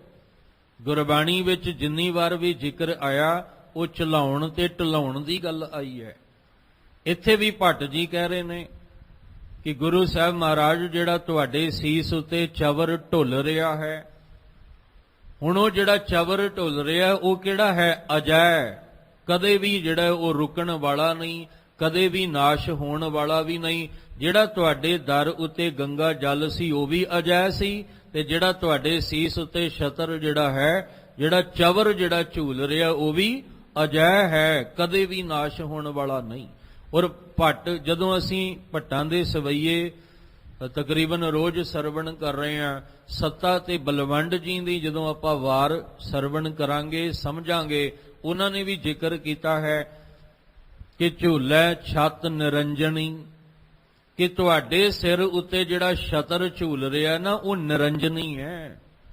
ਨਿਰੰਜਨੀ ਦਾ ਅਰਥ ਹੁੰਦਾ ਹੈ ਅੰਜਨ ਤੋਂ ਰਹਿਤ, ਨਿਰੰਕਾਰ ਦਾ। ਉਹ ਕਿਸੇ ਬੰਦੇ ਨੇ ਨਹੀਂ ਚਲਾਇਆ। ਜੇ ਤੁਸੀਂ ਚਵਰ ਛਤਰ ਤਖਤ ਦੇ ਮਾਲਕ ਬਣੇ ਹੋ ਤੇ ਕਿਸੇ ਬੰਦੇ ਨੇ ਨਹੀਂ ਬਣਾਇਆ ਤੁਹਾਨੂੰ ਚਵਰ ਛਤਰ ਤਖਤ ਦਾ ਮਾਲਕ ਆਪ ਨਿਰੰਕਾਰ ਨੇ ਬਣਾਇਆ ਹੈ। ਆਪ ਉਸ ਮਾਲਕ ਨੇ ਕਿਰਪਾ ਇਹ ਕਲਾ ਵਰਤਾਈ ਹੈ। ਇਸ ਲਈ ਇੱਥੇ ਕਹਿ ਰਹੇ ਨੇ ਅਜੈ ਚਵਰ ਸਿਰ ਢੁੱਲੈ, ਸਿਰ ਦੇ ਉੱਪਰ ਤੁਹਾਡੇ ਜਿਹੜਾ ਚਵਰ ਢੁੱਲ ਰਿਹਾ ਹੈ ਉਹ ਵੀ ਅਜੈ ਹੈ। ਨਾਮ ਅੰਮ੍ਰਿਤ ਮੁਖ ਲੀਓ, ਇਹਦੇ ਵੀ ਦੋ ਅਰਥ ਬਣਨਗੇ। ਲੀਓ, ਇੱਕ ਤਾਂ ਗੁਰੂ ਅਰਜਨ ਦੇਵ ਪਾਤਸ਼ਾਹ ਜੀ ਤੁਸੀਂ ਵੀ ਆਪਣੇ ਮੁਖ ਤੋਂ ਅੰਮ੍ਰਿਤ ਦਾ ਰਸ ਜਿਹੜਾ ਉਹ ਲੈ ਰਹੇ ਹੋ, ਅੰਮ੍ਰਿਤ ਦੇ ਨਾਮ ਦਾ ਉਚਾਰਨ ਆਪਣੇ ਮੁਖ ਤੋਂ ਕਰ ਰਹੇ ਹੋ। ਤੇ ਜੇ ਭੱਟ ਆਪਣੀ ਗੱਲ ਕਰ ਰਹੇ ਨੇ ਤੇ ਭੱਟ ਹਰਬੰਸ ਜੀ ਕਹਿੰਦੇ ਗੁਰੂ ਸਾਹਿਬ ਜਦੋਂ ਤੁਹਾਡੇ ਦਰ ਤੇ ਆਏ, ਜਿਸ ਆਸਨ ਤੇ ਤੁਸੀਂ ਤਖਤ ਤੇ ਬੈਠੇ ਹੋਏ ਸੀ ਉੱਥੇ ਅਜੈ ਚਵਰ ਸਿਰ ਢੁਲੈ, ਤੁਹਾਡੇ ਸੀਸ ਉੱਤੇ ਜਿਹੜਾ ਚਵਰ ਸਾਹਿਬ ਢੁੱਲ ਰਿਹਾ ਸੀ, ਝੁਲਾਇਆ ਜਾ ਰਿਹਾ ਸੀ, ਉਹ ਅਜੈ ਨਜ਼ਰ ਆਇਆ। ਨਾਮ ਅੰਮ੍ਰਿਤ ਮੁਖ ਲਿਓ, ਤੁਹਾਡੇ ਚਰਨਾਂ ਵਿੱਚ ਆ ਕੇ ਜਿਹੜਾ ਵਾਚ ਕੇ ਤੁਸੀਂ ਸਾਨੂੰ ਨਾਮ ਦਿੱਤਾ ਹੈ। ਇੱਕ ਵਾਰ ਫਿਰ ਰਿਪੀਟ ਕਰਦੇ ਹਾਂ, ਬਹੁ ਸ਼ਾਸਤਰ ਬਹੁ ਸਿਮਰਤੀ, ਪੇਖੈ ਸਰਬ ਟੰਡੋਲ, ਪੂਜਸ ਨਾਹੀ ਹਰ ਹਰੇ ਨਾਨਕ ਨਾਮ ਅਮੋਲ। ਪੂਜਸ ਦਾ ਇੱਥੇ ਅਰਥ ਹੈ ਬਰਾਬਰ, ਉਹਦੀ ਬਰਾਬਰੀ, ਉੱਥੇ ਤੱਕ ਪੁੱਜਣਾ ਕਿ ਸੰਸਾਰ ਵਿੱਚ ਕੋਈ ਵੀ ਐਸਾ ਨਹੀਂ ਜਿਹੜਾ ਨਾਮ ਦੇ ਬਰਾਬਰ ਪੁੱਜ ਸਕੇ। ਹੁਣ ਜਦੋਂ ਤੁਹਾਡੇ ਦਰ ਤੇ ਆਏ ਤਾਂ ਨਾਮ ਅੰਮ੍ਰਿਤ ਮੁਖ ਲੀਓ, ਤੁਸੀਂ ਸਾਡੇ ਮੁਖ ਵਿੱਚ ਅੰਮ੍ਰਿਤ ਦਾ ਨਾਮ ਪਾ ਦਿੱਤਾ। ਜਿਹੜਾ ਅੰਮ੍ਰਿਤ ਰਸ ਨਾਲ ਭਰਿਆ ਹੋਇਆ ਸੀ ਨਾ, ਉਹ ਤੁਹਾਡੇ ਦਰ ਤੇ ਆ ਕੇ ਸਾਨੂੰ ਮੁਖ ਦੇ ਵਿੱਚ ਅੰਮ੍ਰਿਤ ਦਾ ਨਾਮ ਪ੍ਰਾਪਤ ਹੋ ਗਿਆ, ਜਾਂ ਅਸੀਂ ਵੀ ਤੁਹਾਡੇ ਚਰਨਾਂ ਵਿੱਚ ਜੁੜ ਕੇ ਅੰਮ੍ਰਿਤ ਨਾਮ ਦਾ ਰਸ ਪੀਂਦੇ ਹਾਂ, ਉਹਦਾ ਉਚਾਰਨ ਕਰਦੇ ਹਾਂ। ਗੁਰ ਅਰਜੁਨ ਸਿਰ ਛਤਰ ਆਪ ਪਰਮੇਸ਼ਰ ਦਿਓ। ਤੇ ਜਦੋਂ ਅੰਮ੍ਰਿਤ ਸਾਡੇ ਮੁਖ ਵਿੱਚ ਪਿਆ ਤੇ ਗੱਲ ਹੋਰ ਕਲੀਅਰ ਹੋ ਗਈ। ਪਹਿਲੇ ਤੇ ਇਹ ਸੀ ਨਾ ਵੀ ਅਜ ਹੈ ਚਵਰ ਸਿਰ ਢੁਲੈ, ਤੇ ਜਦੋਂ ਨਾਮ ਅੰਮ੍ਰਿਤ ਸਾਡੇ ਮੁਖ ਵਿੱਚ ਗਿਆ, ਮਨ ਤੱਕ ਪਹੁੰਚਿਆ, ਤੇ ਫਿਰ ਅੰਦਰ ਦੇ ਕਪਾਟ ਜਦੋਂ ਖੁੱਲ ਗਏ ਤੇ ਪਤਾ ਲੱਗਾ ਗੁਰ ਅਰਜੁਨ ਸਿਰ ਛਤਰ। ਜਿਹੜਾ ਗੁਰੂ ਅਰਜਨ ਦੇ ਪਾਤਸ਼ਾਹ ਜੀ, ਤੁਸੀਂ ਆਸਨ ਤੇ ਬੈਠੇ ਹੋ ਔਰ ਤੁਹਾਡੇ ਸੀਸ ਉੱਤੇ ਜਿਹੜਾ ਛਤਰ ਹੈ, ਆਪ ਪਰਮੇਸ਼ਰ ਦੀਓ। ਉਹ ਪਰਮੇਸ਼ਵਰ ਨੇ ਆਪ ਕਿਰਪਾ ਕਰਕੇ ਤੁਹਾਨੂੰ ਇਹ ਛਤਰ ਦਿੱਤਾ ਹੈ। ਤੁਹਾਨੂੰ ਚਵਰ ਛਤਰ ਤਖਤ ਦੇ ਮਾਲਕ ਆਪ ਪਰਮੇਸ਼ਵਰ ਨੇ ਬਣਾਇਆ। ਹੁਣ ਇੱਥੇ ਕੋਈ ਭਰਮ ਨਹੀਂ ਰਹਿ ਜਾਣਾ, ਕੋਈ ਦੁਬਿਧਾ ਨਹੀਂ ਇੱਥੇ ਰਹਿ ਜਾਣੀ। ਅਸੀਂ ਆਪਣੀ ਆਪਣੀ ਅਕਲ ਦੇ ਘੋੜੇ ਦੜਾ ਰਹੇ ਹਾਂ, ਆਪਸ ਵਿੱਚ ਹੀ ਟਕਰਾ ਰਹੇ ਹਾਂ, ਤੇ ਜਿੰਨਾ ਜਿੰਨਾ ਸਾਨੂੰ ਸਮਝ ਆਈ ਅਸੀਂ ਉਹ ਸੰਸਾਰ ਦੇ ਵਿੱਚ ਆਪਣੇ ਤਰੀਕੇ ਨਾਲ ਉਹਦਾ ਪ੍ਰਚਾਰ ਕਰਕੇ ਭਰਮ ਪੈਦਾ ਕਰ ਰਹੇ ਹਾਂ। ਪਰ ਇੱਥੇ ਗੱਲ ਕਲੀਅਰ ਹੋ ਗਈ ਕਿ ਆਪ ਪਰਮੇਸ਼ਰ ਦੀਓ। ਇਹਦਾ ਮਤਲਬ ਕਿ ਜਿਹੜਾ ਗੁਰੂ ਨਾਨਕ ਜੀ ਨੇ ਸਿੱਖੀ ਦਾ ਮਾਰਗ ਚਲਾਇਆ ਸੀ, ਉਹ ਸਾਰਿਆਂ ਤੋਂ ਨਿਰਾਲਾ ਸੀ। ਉਹ ਕਿਸੇ ਵਿੱਚੋਂ ਨਹੀਂ ਨਿਕਲਿਆ, ਉਹ ਕਿਸੇ ਨੇ ਪੈਦਾ ਨਹੀਂ ਕੀਤਾ ਜਾਂ ਕਿਸੇ ਦੇ ਵਿੱਚੋਂ ਨਿਕਲ ਕੇ ਨਹੀਂ ਆਇਆ ਵੀ ਗੁਰੂ ਨਾਨਕ ਸਾਹਿਬ ਨੇ ਆਹ ਰਾਹ ਸਾਡੇ ਰਾਹ ਵਿੱਚੋਂ ਕੱਢਿਆ। ਇੱਥੇ ਤੇ ਗੱਲ ਹੀ ਖਤਮ ਕਰ ਦਿੱਤੀ ਭੱਟ ਹਰਬੰਸ ਜੀ ਨੇ। ਇੱਥੇ ਦੁਬਿਧਾ ਹੀ ਸਾਡੇ ਅੰਦਰ ਦੀ ਖਤਮ ਕਰ ਦਿੱਤੀ। ਹੁਣ ਕਿਹੜੇ ਲਫ਼ਜ਼ਾਂ ਨਾਲ ਕਵਾਂਗੇ ਕਿ ਗੁਰੂ ਨਾਨਕ ਸਾਹਿਬ ਜੀ ਨੇ ਰਾਹ ਸਾਡੇ ਰਾਹ ਵਿੱਚੋਂ ਕੱਢਿਆ? ਕਿਸ ਤਰ੍ਹਾਂ ਅਸੀਂ ਕਵਾਂਗੇ ਕਿ ਗੁਰੂ ਨਾਨਕ ਸਾਹਿਬ ਜੀ ਜਿਹੜੇ ਆ ਉਹ ਇਸ ਰਾਹ ਵਿੱਚੋਂ ਦੀ ਨਿਕਲ ਕੇ ਆਏ ਨੇ? ਕਿ ਕਿਵੇਂ ਕਹਿ ਸਕਦੇ ਆ ਜਦ ਕਿ ਪਰਮੇਸ਼ਵਰ ਕਲਾ ਆਪ ਵਰਤਾ ਰਿਹਾ ਹੈ। ਸਾਰਿਆਂ ਨਾਲੋਂ ਨਿਰਾਲਾ ਪੰਥ ਗੁਰੂ ਨਾਨਕ ਸਾਹਿਬ ਜੀ ਨੇ ਜਿਹੜਾ ਬਣਾਇਆ, ਇਹ ਸਾਰਿਆਂ ਤੋਂ ਨਿਰਾਲਾ ਹੈ, ਵੱਖਰਾ ਹੈ। ਤੇ ਕਿਵੇਂ ਕਹਿ ਸਕਦੇ ਆ ਕਿ ਆਪ ਦਾਵਾ ਕਰਕੇ ਕਿ ਇਹ ਤਾਂ ਸਾਡੇ ਮਾਰਗ ਚੋਂ ਨਿਕਲਿਆ ਮਾਰਗ ਹੈ? ਨਹੀਂ ਕਹਿ ਸਕਦੇ, ਕਿਉਂਕਿ ਭੱਟ ਜੀ ਨੇ ਇੱਥੇ ਦੁਬਿਧਾ ਹੀ ਖਤਮ ਕਰ ਦਿੱਤੀ। ਇੱਥੇ ਭਰਮ ਹੀ ਸਾਡੇ ਅੰਦਰ ਦਾ ਦੂਰ ਕਰਕੇ ਰੱਖ ਦਿੱਤਾ। ਇਹੀ ਕਾਰਨ ਸੀ ਕਿ ਅਸੀਂ ਵਾਚਿਆ ਨਹੀਂ। ਜੇ ਚੰਗੀ ਤਰ੍ਹਾਂ ਖੋਜ ਲੈਂਦੇ, ਵਾਚ ਲੈਂਦੇ, ਤੇ ਇਹੋ ਜਿਹੇ ਵਿਵਾਦ ਵਾਲੇ ਬਚਨ ਸਾਡੇ ਮੁਖ ਤੋਂ ਨਿਕਲਣੇ ਹੀ ਨਹੀਂ ਸਨ। ਇੱਥੇ ਕਹਿ ਰਹੇ ਨੇ ਕਿ ਗੁਰ ਅਰਜੁਨ ਸਿਰ ਛਤਰ ਆਪ ਪਰਮੇਸ਼ਰ ਦਿਓ। ਆਪ ਪਰਮੇਸ਼ਵਰ ਨੇ ਗੁਰੂ ਅਰਜਨ ਦੇ ਪਾਤਸ਼ਾਹ ਤੁਹਾਡੇ ਸੀਸ ਉੱਤੇ ਚਵਰ ਔਰ ਛਤਰ ਜਿਹੜਾ ਇਹ ਬਖਸ਼ਿਸ਼ ਕਰਕੇ ਦਿੱਤਾ ਹੈ। ਮਿਲ ਨਾਨਕ ਅੰਗਦ ਅਮਰ ਗੁਰ, ਗੁਰ ਰਾਮਦਾਸ ਹਰ ਪਹਿ ਗਇਓ। ਹੁਣ ਹੋਰ ਗੱਲ ਕਲੀਅਰ ਹੋ ਗਈ ਕਿ ਇਹ ਛਤਰ ਤੇ ਚੜਾ ਚਵਰ ਸੀ, ਇਹ ਕਿਸ ਤਰ੍ਹਾਂ ਗੁਰੂ ਅਰਜਨ ਦੇ ਪਾਤਸ਼ਾਹ ਕੋਲ ਪਰਮੇਸ਼ਵਰ ਨੇ ਆਪ ਕਿਰਪਾ ਕਰਕੇ ਦਿੱਤਾ। ਚੱਲਿਆ ਕਿੱਥੋਂ ਸੀ? ਗੁਰੂ ਨਾਨਕ ਸਾਹਿਬ ਤੋਂ।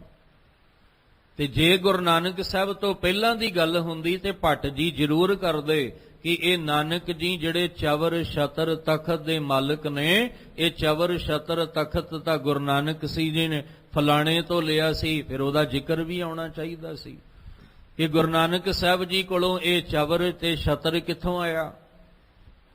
ਇਹਦਾ ਮਤਲਬ ਕਿ ਇਹ ਉਸ ਕਰਤਾਰ ਨੇ, ਅਕਾਲ ਪੁਰਖ ਪਰਮੇਸ਼ਵਰ ਨੇ ਗੁਰੂ ਨਾਨਕ ਸਾਹਿਬ ਜੀ ਦੇ ਰੂਪ ਵਿੱਚ ਕਲਾ ਆਪ ਵਰਤਾਈ ਹੈ। ਇਹ ਨਹੀਂ ਕੋਈ ਹੈ ਕੋਈ ਸੰਸਾਰ 'ਚ ਦਾਵਾ ਕਰਨ ਵਾਲਾ ਕਿ ਗੁਰੂ ਨਾਨਕ ਸਾਹਿਬ ਜੀ ਦੇ ਸੀਸ ਉੱਤੇ ਛਤਰ ਤੇ ਚਵਰ ਜਿਹੜਾ ਝੂਲਦਾ ਇਹ ਫਲਾਣੇ ਨੇ ਚਲਾਇਆ। ਹਾਂ, ਗੁਰੂ ਅੰਗਦ ਦੇਵ ਜੀ ਬਾਰੇ ਆਪਾਂ ਕਹਿ ਸਕਦੇ ਹਾਂ ਕਿ ਗੁਰੂ ਨਾਨਕ ਸਾਹਿਬ ਤੋਂ ਕਿਰਪਾ ਹੋਈ। ਅਮਰਦਾਸ ਜੀ ਪਾਤਸ਼ਾਹ ਤੋਂ ਕਹਿ ਸਕਦੇ ਹਾਂ ਵੀ ਇਹ ਗੁਰੂ ਅੰਗਦ ਦੇ ਪਾਤਸ਼ਾਹ ਤੋਂ ਕਿਰਪਾ ਹੋਈ, ਤੇ ਗੁਰੂ ਨਾਨਕ ਸਾਹਿਬ ਜੀ ਦੀ ਕਿਰਪਾ ਕਿੱਥੋਂ ਹੋਈ? ਇਹੀ ਤੇ ਵਾਚਣਾ ਸੀ। ਜਦੋਂ ਇਹਨਾਂ ਨੂੰ ਵਾਚਦੇ ਤੇ ਸਾਰੇ ਭਰਮ ਹੀ ਮਿਟ ਜਾਣੇ ਸੀ, ਵਾਦ ਵਿਵਾਦ ਹੀ ਸਾਡੇ ਖਤਮ ਹੋ ਜਾਣੇ ਸਨ। ਬਸ ਆਪਣਾ ਨਾਮਣਾ ਖੱਟਣ ਵਾਸਤੇ ਅਸੀਂ ਸੰਸਾਰ ਦੇ ਵਿੱਚ ਕੁਝ ਚੰਦ ਸ਼ਬਦ ਰਸਨਾ ਤੋਂ ਬੋਲ ਤਾਂ ਦਿੰਨੇ ਆ, ਪਰ ਉਹ ਅਸਲ ਵਿੱਚ ਹੈ ਕੀ ਸੱਚ, ਉਹ ਭੱਟ ਜੀ ਸਮਝਾ ਰਹੇ ਨੇ। ਫਿਰ ਇੱਕ ਵਾਰੀ ਬੜੇ ਧਿਆਨ ਨਾਲ ਸਮਝ ਲੈਣਾ, ਵਿਚਾਰ ਦਾ ਮਤਲਬ ਹੀ ਇਹ ਹੈ ਕਿ ਸਾਡੇ ਦਿਲ ਦਿਮਾਗ ਵਿੱਚ ਗੱਲ ਬੈਠ ਜਾਏ।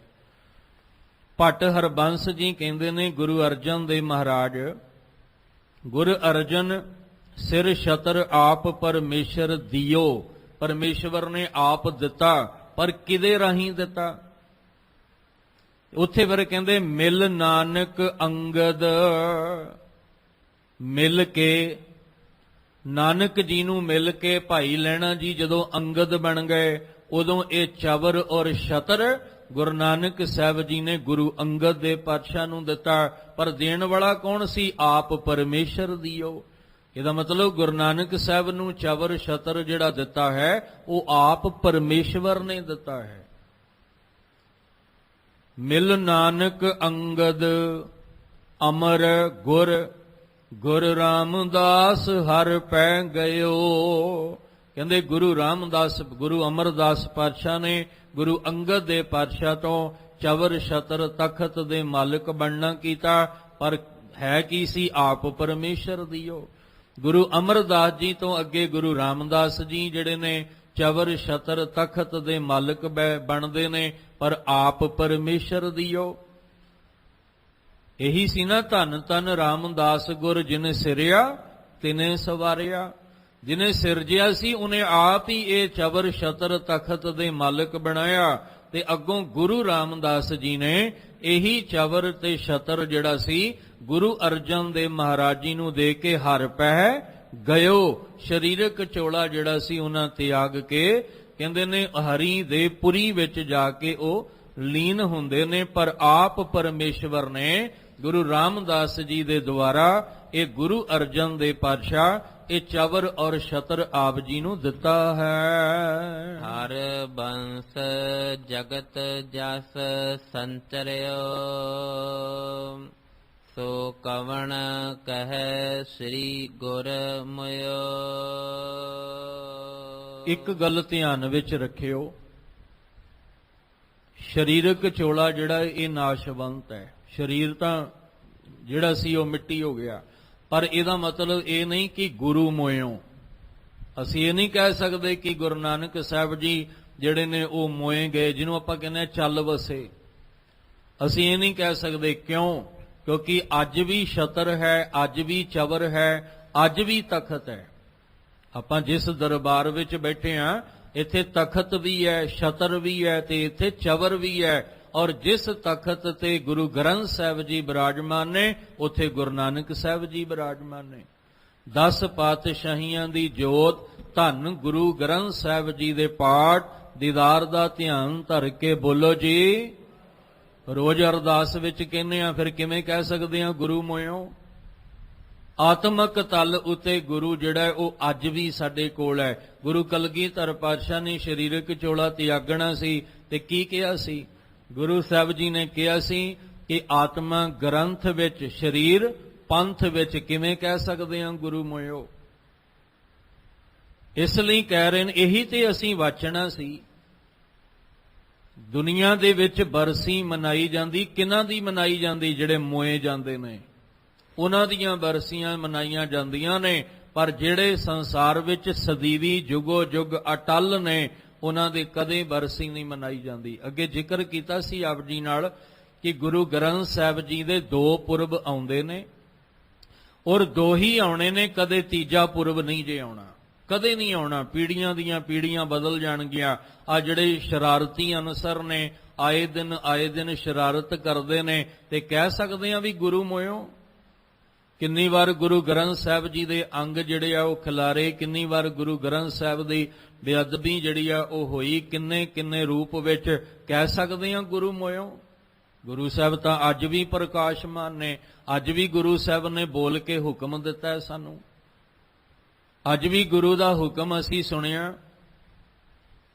ਇਸ ਲਈ ਜਦੋਂ ਇਹ ਗੱਲ ਮੂੰਹੋਂ ਦੀ ਆਈ ਤੇ ਪਿਛਲੇ ਦਿਨੀ ਜ਼ਿਕਰ ਕੀਤਾ ਸੀ ਕਿ ਜਦੋਂ ਨਨਕਾਣਾ ਸਾਹਿਬ ਦਾ ਸਾਕਾ ਵਰਤਿਆ ਸੀ, ਆਪ ਜੀ ਨੂੰ ਪਤਾ ਹੈ ਕਿ ਗੁਰੂ ਗ੍ਰੰਥ ਸਾਹਿਬ ਜੀ ਨੂੰ ਕਿੰਨੀਆਂ ਗੋਲੀਆਂ ਲੱਗੀਆਂ ਸੀ।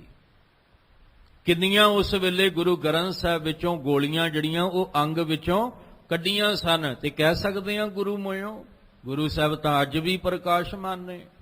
ਗੁਰੂ ਸਾਹਿਬ ਤਾਂ ਅੱਜ ਵੀ ਬੋਲ ਕੇ ਹੁਕਮ ਦੇ ਰਹੇ ਨੇ।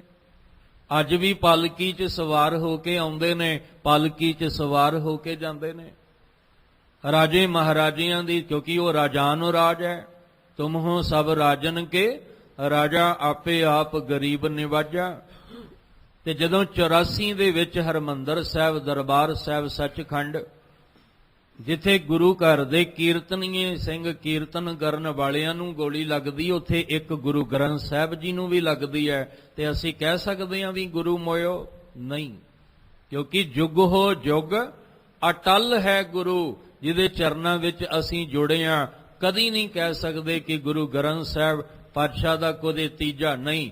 ਅਸੀਂ ਪ੍ਰਕਾਸ਼ ਪੁਰਬ ਤੇ ਸੰਪਾਦਨਾ ਜਦੋਂ ਹੋਈ ਗੁਰੂ ਗ੍ਰੰਥ ਸਾਹਿਬ ਪਾਤਸ਼ਾਹ ਦੀ, ਅਸੀਂ ਸੰਪੂਰਨਤਾ ਦਿਵਸ ਤੇ ਮਨਾ ਸਕਦੇ ਹਾਂ।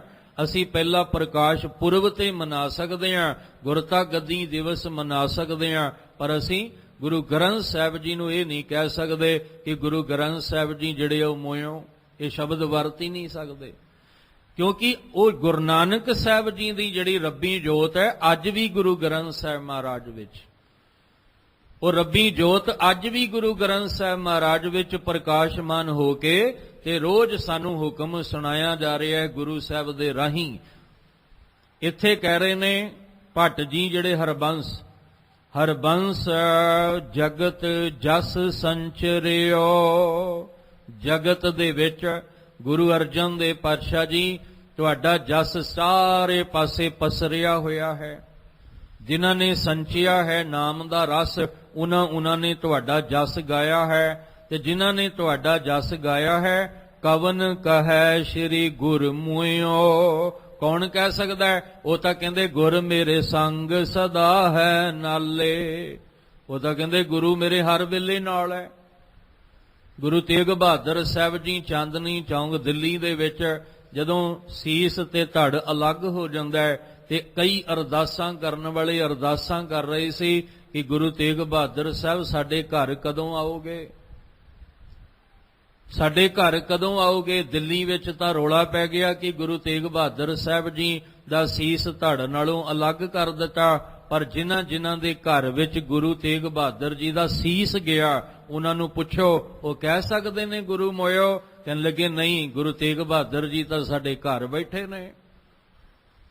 ਜਿਨ੍ਹਾਂ ਦੇ ਭਾਈ ਜੈਤਾ ਜੀ ਸੀਸ ਲੈ ਕੇ ਜਿਨ੍ਹਾਂ ਦੇ ਘਰ ਗਏ ਨੇ, ਉਹ ਉਹਨਾਂ ਦੇ ਘਰ ਜਦੋਂ ਗੁਰੂ ਤੇਗ ਬਹਾਦਰ ਜੀ ਦਾ ਸੀਸ ਆਇਆ, ਉਹ ਕਹਿੰਦੇ ਗੁਰ ਮੇਰੇ ਸੰਗ ਸਦਾ ਹੈ ਨਾਲੇ। ਗੁਰੂ ਤਾਂ ਮੇਰੇ ਨਾਲ ਹੈ ਹਰ ਵੇਲੇ, ਮੇਰੇ ਨਾਲ ਅੰਗ ਸੰਗ ਹੈ। ਮੈਂ ਕਿਵੇਂ ਕਹਿ ਸਕਦਾ ਗੁਰੂ ਮੋਇਓ? ਕਿਉਂਕਿ ਇਹ ਆਪ ਅਕਾਲ ਪੁਰਖ ਨੇ ਰਹਿਮਤ ਵਰਤਾਈ ਹੈ। ਇਹ ਕੋਈ ਬੰਦਿਆਂ ਦਾ ਬਣਾਇਆ ਗੁਰੂ ਨਹੀਂ ਹੈ, ਧਿਆਨ ਰੱਖਿਓ। ਇਹ ਸਾਡੇ ਕਿਤੇ ਵੱਡੇ ਵਡੇਰਿਆਂ ਦਾ ਬਣਾਇਆ ਹੋਇਆ ਗੁਰੂ ਨਹੀਂ ਹੈ। ਇਹ ਕੋਈ ਦੇਹ ਧਾਰੀ ਦੇ ਰੂਪ ਵਿੱਚ ਗੁਰੂ ਨਹੀਂ ਹੈ। ਫਿਰ ਤਾਂ ਸੰਸਾਰ ਵਿੱਚ ਜਿਹੜਾ ਉਹ ਅਸੀਂ ਕਹਿ ਸਕਦੇ ਹਾਂ ਵੀ ਗੁਰੂ ਮੋਇਓ। ਪਰ ਇੱਥੇ ਕਹਿ ਰਹੇ ਨੇ ਭੱਟ ਹਰਬੰਸ ਜੀ ਕਿ ਜਿਨ੍ਹਾਂ ਨੇ ਤੁਹਾਡਾ ਜਸ ਗਾਇਆ, ਜਸ ਗਾ ਕੇ ਜਿਨ੍ਹਾਂ ਨੇ ਵਿਚਾਰਿਆ, ਹਰਬੰਸ ਜਗਤ ਜਸ ਸੰਚਰਿਓ ਸੋ ਕਵਣ ਕਹੈ। ਕੌਣ ਕਹੇਗਾ? ਸ਼੍ਰੀ ਗੁਰ ਮੋਇਓ ਕੋਈ ਵੀ ਨਹੀਂ ਕਹਿ ਸਕਦਾ। ਹਾਂ, ਇਹ ਤਾਂ ਕਹਿ ਸਕਦੇ ਨੇ ਗੁਰ ਮੇਰੇ ਸੰਗ ਸਦਾ ਹੈ ਨਾਲੇ, ਇਹ ਕਹਿ ਸਕਦੇ ਨੇ, ਪਰ ਇਹ ਨਹੀਂ ਕਹਿ ਸਕਦੇ ਕਿ ਗੁਰੂ ਮੋਇਓ। ਇਹੀ ਕਾਰਨ ਹੈ ਕਿਉਂਕਿ ਆਪ ਪਰਮੇਸ਼ਰ ਦਿਓ। ਇਹ ਸਾਰੀਆਂ ਬਖਸ਼ਿਸ਼ਾਂ ਆਪ ਪਰਮੇਸ਼ਰ ਨੇ ਦਿੱਤੀਆਂ। ਦੋ ਗੱਲਾਂ ਧਿਆਨ ਵਿੱਚ ਆਪਾਂ ਰੱਖੀਏ, ਸਾਨੂੰ ਡਰਨ ਦੀ ਲੋੜ ਨਹੀਂ ਹੈ, ਬਸ ਇਕੱਤਰ ਹੋਣ ਦੀ ਲੋੜ ਹੈ। ਬੇਨਤੀ ਸਮਝਿਓ, ਸਿਰਫ ਇਕੱਤਰ ਹੋਣ ਦੀ ਲੋੜ ਹੈ, ਡਰਨ ਦੀ ਲੋੜ ਨਹੀਂ। ਨਾ ਗੁਰੂ ਗ੍ਰੰਥ ਸਾਹਿਬ ਜੀ ਨੂੰ ਕੋਈ ਮਿਟਾ ਸਕਦਾ ਹੈ ਤੇ ਨਾ ਗੁਰੂ ਕੇ ਪੰਥ ਨੂੰ ਕੋਈ ਮਿਟਾ ਸਕਦਾ ਹੈ, ਕਿਉਂਕਿ ਦੋਵੇਂ ਅਕਾਲ ਪੁਰਖ ਪਰਮੇਸ਼ਵਰ ਦੇ ਹੁਕਮ ਵਿੱਚ ਨੇ। ਜੇ ਖਾਲਸਾ ਪ੍ਰਗਟ ਹੋਇਆ ਤੇ ਗੁਰੂ ਸਾਹਿਬ ਕਹਿੰਦੇ ਇਹ ਨਾ ਸੋਚਿਓ ਵੀ ਮੈਂ ਕੀਤਾ ਹੈ, ਨਹੀਂ, ਖਾਲਸਾ ਅਕਾਲ ਪੁਰਖ ਕੀ ਫੌਜ ਪ੍ਰਗਟਿਓ ਖਾਲਸਾ ਪਰਮਾਤਮ ਕੀ ਮੌਜ, ਤੇ ਜਿਹੜਾ ਉਹਦੀ ਮੌਜ ਵਿੱਚ ਪ੍ਰਗਟ ਹੋਇਆ ਉਹਨੂੰ ਕੌਣ ਮਿਟਾ ਸਕਦਾ ਹੈ। ਆਗਿਆ ਭਈ ਅਕਾਲ ਕੀ ਤਵਹਿ ਚਲਾਇਓ ਪੰਥ ਸਭ ਸਿੱਖਨ ਕੋ ਹੁਕਮ ਹੈ ਗੁਰੂ ਮਾਨਿਓ ਗ੍ਰੰਥ। ਆਗਿਆ ਭਈ ਅਕਾਲ ਕੀ, ਅਕਾਲ ਜਿਹੜਾ ਕਾਲ ਤੋਂ ਰਹਿਤ ਪਰਮੇਸ਼ਵਰ ਹੈ, ਉਹਦੀ ਆਗਿਆ ਵਿੱਚ ਹੀ ਅਸੀਂ ਗੁਰੂ ਗ੍ਰੰਥ ਸਾਹਿਬ ਜੀ ਨਾਲ ਜੁੜੇ ਹਾਂ। ਫਿਰ ਕੌਣ ਮਿਟਾ ਸਕਦਾ ਹੈ, ਕੌਣ ਕਹਿ ਸਕਦਾ ਹੈ ਸ੍ਰੀ ਗੁਰੂ ਮੋਇਓ। ਇਸ ਲਈ ਸਾਨੂੰ ਇਕੱਤਰ ਹੋ ਕੇ ਜੁੜਨ ਦੀ ਲੋੜ ਹੈ। ਭੱਟ ਹਰਬੰਸ ਜੀ ਨੂੰ ਜੋ ਸਮਝ ਆਈ ਉਹਨਾਂ ਨੇ ਸਮਝਾਉਣ ਦਾ ਯਤਨ ਕੀਤਾ। ਦੇਵ ਪੁਰੀ ਮਹਿ ਗਇਓ ਆਪ ਪਰਮੇਸ਼ਵਰ ਪਾਇਓ। ਹੁਣ ਇੱਥੇ ਇੱਕ ਗੱਲ ਸਮਝ ਕੇ ਚੱਲਣਾ, ਜੋਤ 오ਹਾ ਜੁਗਤ ਸਾਏ ਸਹਿ ਕਾਇਆ ਫੇਰ ਪਲਟੀ ਹੈ। ਕਾਇਆ ਹੀ ਪਲਟੀ ਹੈ ਨਾ। ਰੱਬੀ ਜੋਤ ਤਾਂ ਅੱਜ ਵੀ ਆਪਾਂ ਜੁੜੇ ਹੋਏ ਹਾਂ ਗੁਰੂ ਗ੍ਰੰਥ ਸਾਹਿਬ ਪਾਤਸ਼ਾਹ ਨਾਲ। ਕਹਿੰਦੇ ਜਿਵੇਂ ਪਰਮੇਸ਼ਵਰ ਨੂੰ ਪਾਇਆ ਕਿ ਸਰੀਰਕ ਚੋਲੇ ਦੇ ਵਿੱਚ ਇੰਨਾ ਸਮਾਂ ਗੁਰੂ ਨਾਨਕ ਸਾਹਿਬ ਤੁਸੀਂ ਸਿੱਖੀ ਦਾ ਪ੍ਰਚਾਰ ਜਿਹੜਾ ਉਹ ਕਰਨਾ ਹੈ, ਪਰ ਜਾਣਾ ਨਹੀਂ, ਰਹਿਣਾ ਸੰਸਾਰ ਵਿੱਚ ਹੀ ਹੈ। ਬਸ ਇੱਕ ਸਰੀਰਕ ਚੋਲਾ, ਕੱਪੜੇ ਹੀ ਬਦਲਨੇ ਨੇ, ਬਸ ਚੋਲਾ ਹੀ ਬਦਲਣਾ, ਹੋਰ ਕੁਝ ਨਹੀਂ ਬਦਲਣਾ। ਸੋਚ ਵਿਚਾਰ ਰਸਤਾ ਕੁਝ ਨਹੀਂ ਬਦਲਣਾ, ਗੁਰਮਤ ਕੁਝ ਨਹੀਂ ਬਦਲਣੀ, ਸਿਰਫ ਚੋਲਾ ਬਦਲਣਾ, ਕੱਪੜਾ ਬਦਲਣਾ। ਹੁਣ ਤੁਸੀਂ ਕੋਈ ਵੀ ਰੰਗ, ਮੰਨ ਲਓ ਕਿਸੇ ਨੇ ਚਿੱਟੇ ਰੰਗ ਦੇ ਕੱਪੜੇ ਪਾਏ, ਉਹ ਪੀਲੇ ਰੰਗ ਦੇ ਕੱਪੜੇ ਪਾ ਲਏ, ਉਹਨੇ ਹਰੇ ਦੇ ਪਾ ਲਏ, ਨੀਲੇ ਦੇ ਪਾ ਲਏ, ਪਰ ਵਿੱਚ ਜਿਹੜਾ ਬੰਦਾ ਉਹ ਤਾਂ ਨਹੀਂ ਨਾ ਬਦਲਿਆ, ਸਿਰਫ ਰੰਗ ਬਦਲੇ, ਚੋਲੇ ਬਦਲੇ। ਇਸੇ ਤਰ੍ਹਾਂ ਸਰੀਰਕ ਚੋਲੇ ਬਦਲੇ, ਉਹ ਵੀ ਕਿਉਂ? ਕਿਉਂਕਿ ਪਰਮੇਸ਼ਵਰ ਨੂੰ ਪਾਇਆ। ਪਰਮੇਸ਼ਵਰ ਨੂੰ ਜਿਵੇਂ ਪਾਇਆ ਚੰਗਾ ਲੱਗਾ ਉਵੇਂ ਹੀ ਉਸ ਮਾਲਕ ਨੇ ਕੀਤਾ ਹੈ। ਇਹ ਭੱਟ ਜੀ ਨੂੰ ਸਮਝ ਆਈ। ਕਹਿੰਦੇ ਦੇਵਪੁਰੀ ਮੈਂ ਗਇਓ ਆਪ ਪਰਮੇਸ਼ਰ ਪਾਇਓ, ਪਰਮੇਸ਼ਵਰ ਪਾਇਓ। ਸੱਸੇ ਦੇ ਪੈਰ ਥੱਲੇ ਵਾਵਾ। ਕਹਿੰਦੇ ਪਰਮੇਸ਼ਵਰ ਨੂੰ ਇਵੇਂ ਹੀ ਪਾਇਆ ਸੀ ਕਿ ਗੁਰੂ ਰਾਮਦਾਸ ਜੀ ਤੁਸੀਂ ਗੁਰੂ ਅਰਜਨ ਦੇਵ ਪਾਤਸ਼ਾਹ ਨੂੰ ਚਵਰ ਛਤਰ ਤਖਤ ਦੇ ਮਾਲਕ ਬਣਾ ਕੇ ਆਪ ਜਿਹੜਾ ਹੈ ਉਹ ਤੁਸੀਂ ਦੇਵ ਪੁਰੀ ਅਕਾਲ ਪੁਰਖ ਨਿਰੰਕਾਰ ਵਿੱਚ ਲੀਨ ਹੋ ਗਏ। ਹਰ ਸਿੰਘਾਸਣ ਦਿਓ ਸ੍ਰੀ ਗੁਰ ਤਹ ਬੈਠਾਇਓ। ਜਿਵੇਂ ਉਸ ਮਾਲਕ ਨੂੰ ਪਾਇਆ, ਕਿਉਂਕਿ ਅਸੀਂ ਅੰਮ੍ਰਿਤ ਬਾਣੀ 'ਚ ਉਸ ਮਾਲਕ ਦੇ ਬਾਣੀ ਨੂੰ ਵੀ ਮੰਨਣ ਦੀ ਜਾਚ ਸਿੱਖਣੀ ਹੈ, ਉਹਦੇ ਹੁਕਮ ਵਿੱਚ ਵੀ ਚੱਲਣਾ ਹੈ। ਜਿਉਂ ਜਿਉਂ ਤੇਰਾ ਹੁਕਮ ਤਿਵੈ ਤਿਉਂ ਹੋਵਣਾ, ਜੈ ਜੈ ਰੱਖੇ ਆਪ ਤੈ ਜਾਹੇ ਖੜੋਵਣਾ। ਇਸ ਲਈ ਕਹਿ ਰਹੇ ਨੇ, ਕਹਿੰਦੇ ਹਰ ਹਰੀ ਪਰਮੇਸ਼ਵਰ ਨੇ ਸਿੰਘਾਸਨ ਦਿਓ, ਆਪ ਸਿੰਘਾਸਨ ਗੁਰੂ ਅਰਜਨ ਦੇਵ ਜੀ ਨੂੰ ਦਿੱਤਾ ਹੈ। ਸ੍ਰੀ ਗੁਰੂ ਅਰਜਨ ਦੇਵ ਪਾਤਸ਼ਾਹ ਤਹਿ ਬਿਠਾਇਓ, ਸਿੰਘਾਸਨ ਵੀ ਆਪ ਦਿੱਤਾ। ਹੁਣ ਧਿਆਨ ਰੱਖਿਓ, ਸਿੰਘਾਸਨ ਤੇ ਵੀ ਕੋਈ ਆਪਣੀ ਮੋਹਰ ਨਹੀਂ ਲਾ ਸਕਦਾ, ਕੋਈ ਤਖਤ ਤੇ ਵੀ ਆਪਣੀ ਮੋਹਰ ਨਹੀਂ ਲਾ ਸਕਦਾ ਵੀ ਇਹ ਤਾਂ ਸਾਡਾ ਤਖਤ ਸੀ, ਇਹ ਤੇ ਸਾਡਾ ਜਿਹੜਾ ਇਹ ਸਿੰਘਾਸਨ ਸਾਡਾ ਸੀ, ਇਹ ਤਾਂ ਸਾਡੇ ਵੱਡੇ ਵਡੇਰਿਆਂ ਦਾ ਸਿੰਘਾਸਨ ਸੀ। ਕੋਈ ਮੋਹਰ ਨਹੀਂ ਲਾ ਸਕਦਾ, ਕਿਉਂਕਿ ਇਹ ਸਿੰਘਾਸਨ ਆਪ ਪਰਮੇਸ਼ਵਰ ਨੇ ਦਿੱਤਾ ਹੈ। ਗੁਰੂ ਅਰਜਨ ਦੇਵ ਮਹਾਰਾਜ ਜੀ ਹਰ ਸਿੰਘਾਸਨ ਦਿਓ ਸ੍ਰੀ ਗੁਰ ਤਹਿ ਬਿਠਾਇਓ। ਤੁਹਾਨੂੰ ਆਪ ਜਿਹੜਾ ਹੈ ਕਿਰਪਾ ਕਰਕੇ ਇਸ ਸਿੰਘਾਸਨ ਦੇ ਉੱਤੇ ਬਿਠਾਉਣਾ ਕੀਤਾ। ਰਹਸ ਕੀਓ ਸੁਰ ਦੇਵ ਤੋਹੇ ਜਸ ਜੈ ਜੈ ਜੰਪਹਿ। ਤੇ ਜਦੋਂ ਗੁਰੂ ਰਾਮਦਾਸ ਜੀ ਦੇ ਦੁਆਰਾ ਗੁਰੂ ਅਰਜਨ ਦੇਵ ਪਾਤਸ਼ਾਹ ਜੀ ਆਪ ਜੀ ਨੂੰ ਪਰਮੇਸ਼ਵਰ ਨੇ ਇਹ ਸਿੰਘਾਸਨ ਦੇ ਕੇ ਇਹਦੇ ਉੱਤੇ ਤੁਹਾਨੂੰ ਆਪ ਬਿਠਾ ਕੇ ਔਰ ਆਪ ਤੁਹਾਡੇ ਉੱਤੇ ਜਿਹੜਾ ਅਜੈ ਰੂਪ ਵਿੱਚ ਚਵਰ ਢੁਲਾ ਕੇ ਔਰ ਜਿਹੜਾ ਛਤਰ ਸੀ ਤੁਹਾਡੇ ਸੀਸ ਉੱਤੇ ਝੁਲਾ ਕੇ ਬਣਾ ਕੇ ਸਜਾ ਦਿੱਤਾ ਗਿਆ। ਗੁਰੂ ਸਾਹਿਬ ਜੀ ਜਦੋਂ ਤੁਹਾਡੇ ਦਰ ਉੱਤੇ ਸਿੱਖ ਸੰਗਤਾਂ ਆ ਕੇ ਜੁੜੀਆਂ ਤੇ ਉਹ ਸਿੱਖ ਸੰਗਤਾਂ ਕਿਹੜੀਆਂ ਸਨ? ਜਿਨ੍ਹਾਂ ਵਿੱਚ ਦੈਵੀ ਗੁਣ ਸੀ। ਅਸੀਂ ਗੁਰੂ ਸਾਹਿਬ ਕੋਲ ਆਏ ਹਾਂ ਦੈਵੀ ਗੁਣ ਲੈਣ ਵਾਸਤੇ, ਸ਼ੁਭ ਗੁਣ ਲੈਣ ਵਾਸਤੇ। ਅਵਗੁਣਾਂ ਨਾਲ ਤੇ ਭਰੇ ਹੀ ਹੋਏ ਆ ਅਸੀਂ। ਗੁਰੂ ਸਾਹਿਬ ਜੀ ਤੁਹਾਡੇ ਦਰ ਉੱਤੇ ਜਿਹੜੇ ਸੁਰ ਦੇਵ ਸਨ, ਸੁਰ ਦੇਵ ਜਿਹੜੇ ਦੈਵੀ ਗੁਣਾਂ ਨਾਲ ਭਰਪੂਰ ਸਨ। ਰਹਸ ਕੀਓ, ਉਹਨਾਂ ਨੇ ਖੁਸ਼ੀ ਮਨਾਈ, ਉਹ ਪ੍ਰਸੰਨ ਹੋ ਗਏ ਜਦੋਂ ਗੁਰੂ ਅਰਜਨ ਦੇਵ ਜੀ ਨੂੰ ਸਿੰਘਾਸਣ ਮਿਲਿਆ। ਤਾਂ ਜਿਹੜੇ ਦੇਵਤੇ ਰੂਪ ਵਿੱਚ ਸਿੱਖ ਸੰਗਤਾਂ ਸਨ, ਉਹਨਾਂ ਨੇ ਖੁਸ਼ੀ ਮਨਾਈ, ਔਰ ਖੁਸ਼ੀ ਮਨਾ ਕੇ ਰਹਸ ਕੀਓ ਸੁਰਦੇਵ ਤੋਹੇ ਜਸ ਜੈ ਜੈ ਜੰਪੈ, ਉਹਨਾਂ ਨੇ ਫਿਰ ਤੁਹਾਡਾ ਜਸ ਗਾਇਆ, ਉਹਨਾਂ ਨੇ ਤੁਹਾਡੀ ਜਿਹੜੀ ਇਹ ਸ਼ੋਭਾ ਕੀਤੀ, ਉਹਨਾਂ ਨੇ ਤੁਹਾਡੀ ਜੈ ਜੈਕਾਰ ਕੀਤੀ ਗੁਰੂ ਅਰਜਨ ਦੇਵ ਮਹਾਰਾਜ ਜਦੋਂ ਤੁਸੀਂ ਸਿੰਘਾਸਨ ਤੇ ਬੈਠੇ। ਤੇ ਜਿਹੜੇ ਗੁਰਮੁਖ ਜਨ, ਜਿਹੜੇ ਦੇਵਤੇ ਦੇ ਰੂਪ ਵਿੱਚ ਦੈਵੀ ਗੁਣਾਂ ਨਾਲ ਭਰਪੂਰ ਸਨ, ਉਹਨਾਂ ਨੇ ਫਿਰ ਤੁਹਾਡਾ ਜਸ ਗਾ ਕੇ ਤੁਹਾਡੀ ਜੈ ਜੈਕਾਰ ਕੀਤੀ ਹੈ।